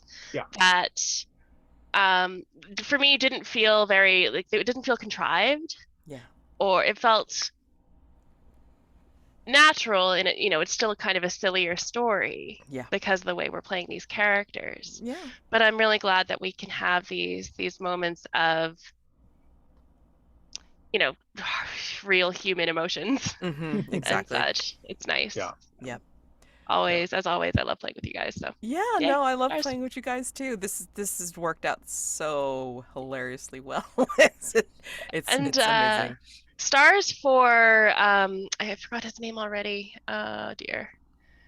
The person who wrote this, Sven. Sven Truckenbrodt. Yep. And the clues in this Yeah. were so hard to choose from. They were Yeah. all so good. They were so good in that, like, some of them were really reading them at first glance. I'm like, how could I possibly make this fit the situation? Mm-hmm. And then a split second later, I'm like, I have 15 ideas. Mm-hmm. Yeah. And just exactly. really, really well done. Yeah, this was a really good one. This was a lot of fun. Yeah. Yeah. I mean, I wasn't sure from the tone of it, like how it was going to work, but I mean, it was just that side of strange that I enjoy personally. But it was also like it still kept with the mystery. It still kept with the idea of like, this is something that we have to solve, and it involves like the paranormal. So, Yeah. I thought this was worked out very well. I mean, even us being goofy around it didn't hurt anything. So, No. I mean, again, stars for how everybody plays, because I mean, we have the capacity to go bazonkers, but we still can kind of keep it within Mhm. tone. It's fine. It really does work, and I'm so happy that we're doing it this way. And then like callback. I mean, like where we can fit it in, and when you guys watch the episodes and you remember what you can call back to, then it's great. It works Yeah. out. Because I mean, there's going to be something from the guest investigator episode that I want to call up at some point soon. Yeah. For the next mystery or the mystery after that, whatever. And Nice. then it's just like bring it all home. Nice. So yeah, Mike, one of my stars would be definitely for Dr. Fern's briefcase. The specter sucking selfie stick. Oh my Yeah, the God. Spectre sucking selfie stick. And I mean, we haven't gotten to wishes. I sort of wish that becomes like Dr. Fern's theme a little bit. Is that Dr. Fern just has like a different piece of luggage,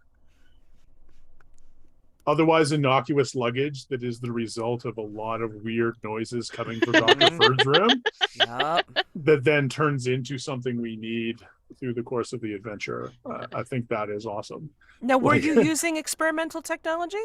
No, I just brought that in as a fun thing, but for the resolution, it would have been experimental technology. I would Okay. have had to Gotcha. have rolled if we had rolled it, but then because the handbook for the recently deceased, we didn't have to. Yeah, exactly. So I mean, like it would have been either way, right? I mean, Yeah. but Yeah. I mean, we can make that a thing. It's not like we Yeah. haven't brought in other things before. Yeah. I think it would be like one thing at a time. So I feel like this time I replaced the gooizer with the selfie stick, Hmm. and Yeah. next time it would have to be something completely different, and I wouldn't be Oh, able yeah. to use the gooizer or the selfie stick, because otherwise it's just like No. just Yeah. Dr. Fern shooting things Yeah. left, right, and center. Yeah. It's a bit like Star Trek original series where they come up with like the technological Yeah. fix for the thing, and Yeah. then never use it again, even if they run into something similar. Exactly. And it's like, Sure. why would Scotty write this stuff down anyway? He doesn't have No, I to. got He's you. I Scotty. got you. Yeah, Yeah. yeah, yeah. It works out. Yeah. Yeah, and then my other star is actually for the ending, for that ending. Yeah. Mads, that was just very heartfelt, very wonderful. A great way to sort of bring like a great way to wrap up all of the goofiness that we sort of indulged in. Yeah. Yeah. So. I mean, all the stars, like again, that both of you said for sure, and again, stars for the story, for the scenario and the mystery, Yeah. and yeah, I mean, I can't pick out one thing, you know. I mean, like, you know, Wish is again to kind of bring in some of the things that we enjoyed about like some of the other mysteries, or even things that you weren't necessarily in, and then kind of like again have it call back. I love callbacks. I love like where Yeah. like with the thing with Zach. I mean, that was completely accidental, but it was perfect. It was so perfect to be able to bring him back. What would have been a wish would have been if Michael was here It would playing have been him again. so much. Yeah, it would have been so much absolutely more like icing on the cake. Yes, Yeah. it's like, Yeah. oh god, he brought the professional. But now Zach is a recurring character officially, so Yeah. he comes back in full. Oh god, I hate him. I hate him so much. Don't bring him back again, like at least for a little while. I think we only have like one or two more mysteries left. Let me check our little mystery list. Because I mean, I'll tell you that for the one-off that like none of you were here, and it was basically where Kavya and her friend Ironar were here with me. I mean, I played Reggie, Ronnie's English cousin, and we did Paranormal Incorporated in London. Oh my Nice. god, I love that. Love Yeah, that. that Reggie. gets posted up next. Yes. So, So there's Night at the Whaling Museum, Antenna 8, Midnight Feast, Phantom of the Opera, and The Haunting at Haverdash Hotel. yeah, we did Phantom of the Opera for the London one, and then we did Midnight Feast for the guest investigators episode. But I mean, Perfect. we could finagle a version from Midnight Feast, and I'll tell you why. Because the guest investigators didn't necessarily solve the whole thing. So Love if you haven't that. already watched the episode, go watch the episode and find out Okay. how it didn't quite get fixed. Hilarious. Love it. Love it. So there's some definitive callback possibilities. And there's like tons of other things we could pretty easily rewrite into this format. Yeah. We Yeah. would just have to do some Write up thinking some about it. clues. Yeah. It's the NPCs I think that are the no, because we just take that from if we do something like take something from the Between or Brindlewood Bay, even the Brindlewood Bay Mystery Contest that has like a million things, as Mads would know because you read through them all. True. I Like- mean, like, that conceivably, could be something that we could pull and just say, okay, we're gonna make this GM list, so whatever. Yeah, I and mean, we're just yeah. gonna make it work. Yeah, that could Yeah. be fun. I mean, the ones I would love to try are the ones that are the most horrible. I mean, I don't know if it would actually fit to have us Paranormal Incorporated research, investigate, rooted in Written Evil? rooted in evil, or That would be do- so fun. or do luxury condo. Oh shit. Oh, Luxury Condo would be a lot of fun too. Oh, Yeah. oh, Of course, mean, my those are the first ones thought I is the love. petting zoo one because I'm obsessed with the petting zoo one. But You know Yeah. what? it You would know be what? we could do the petting zoo one. We can do the petting zoo one. Why the hell not? Yeah. But we have to make some kind of course, paranormal events happen to make a good Yes. reason for why. Oh Yeah. yeah, and You I think we could do that. And I think the young fellow who wrote it would find that entertaining. I would find it entertaining. Yeah. Let's do it. So Yeah. Yeah. let's pull it up for next time, which hopefully will be, in a couple of weeks. Yeah, I love it. It's a great so- idea. Yeah, no, that is a great idea. That is hilariously Yeah. one I'll idea. I'll send his dad a message on Discord to double Please. check that everything's cool with us Yeah. messing around. Like I don't want to hurt this kid's feelings or anything. I can't imagine. He seems like a pretty well-adjusted kid, but Yeah. you know. And really, I mean, like, except for adding on the paranormal event stuff, Yeah. I don't see how we would be messing it up because we would still kind of be researching the mystery. Yeah. It would Nobody's just be died, ghostly. Yeah. which should be, but it'd just be like, there's some ghosts involved in this as well. Yeah. So the solutions could still be like that, but we would skew it towards us, Yeah. And then again, just everybody has access to the thing. So then the clues, the locations, and the NPCs, and again, paranormal events would have to be written by us, I guess.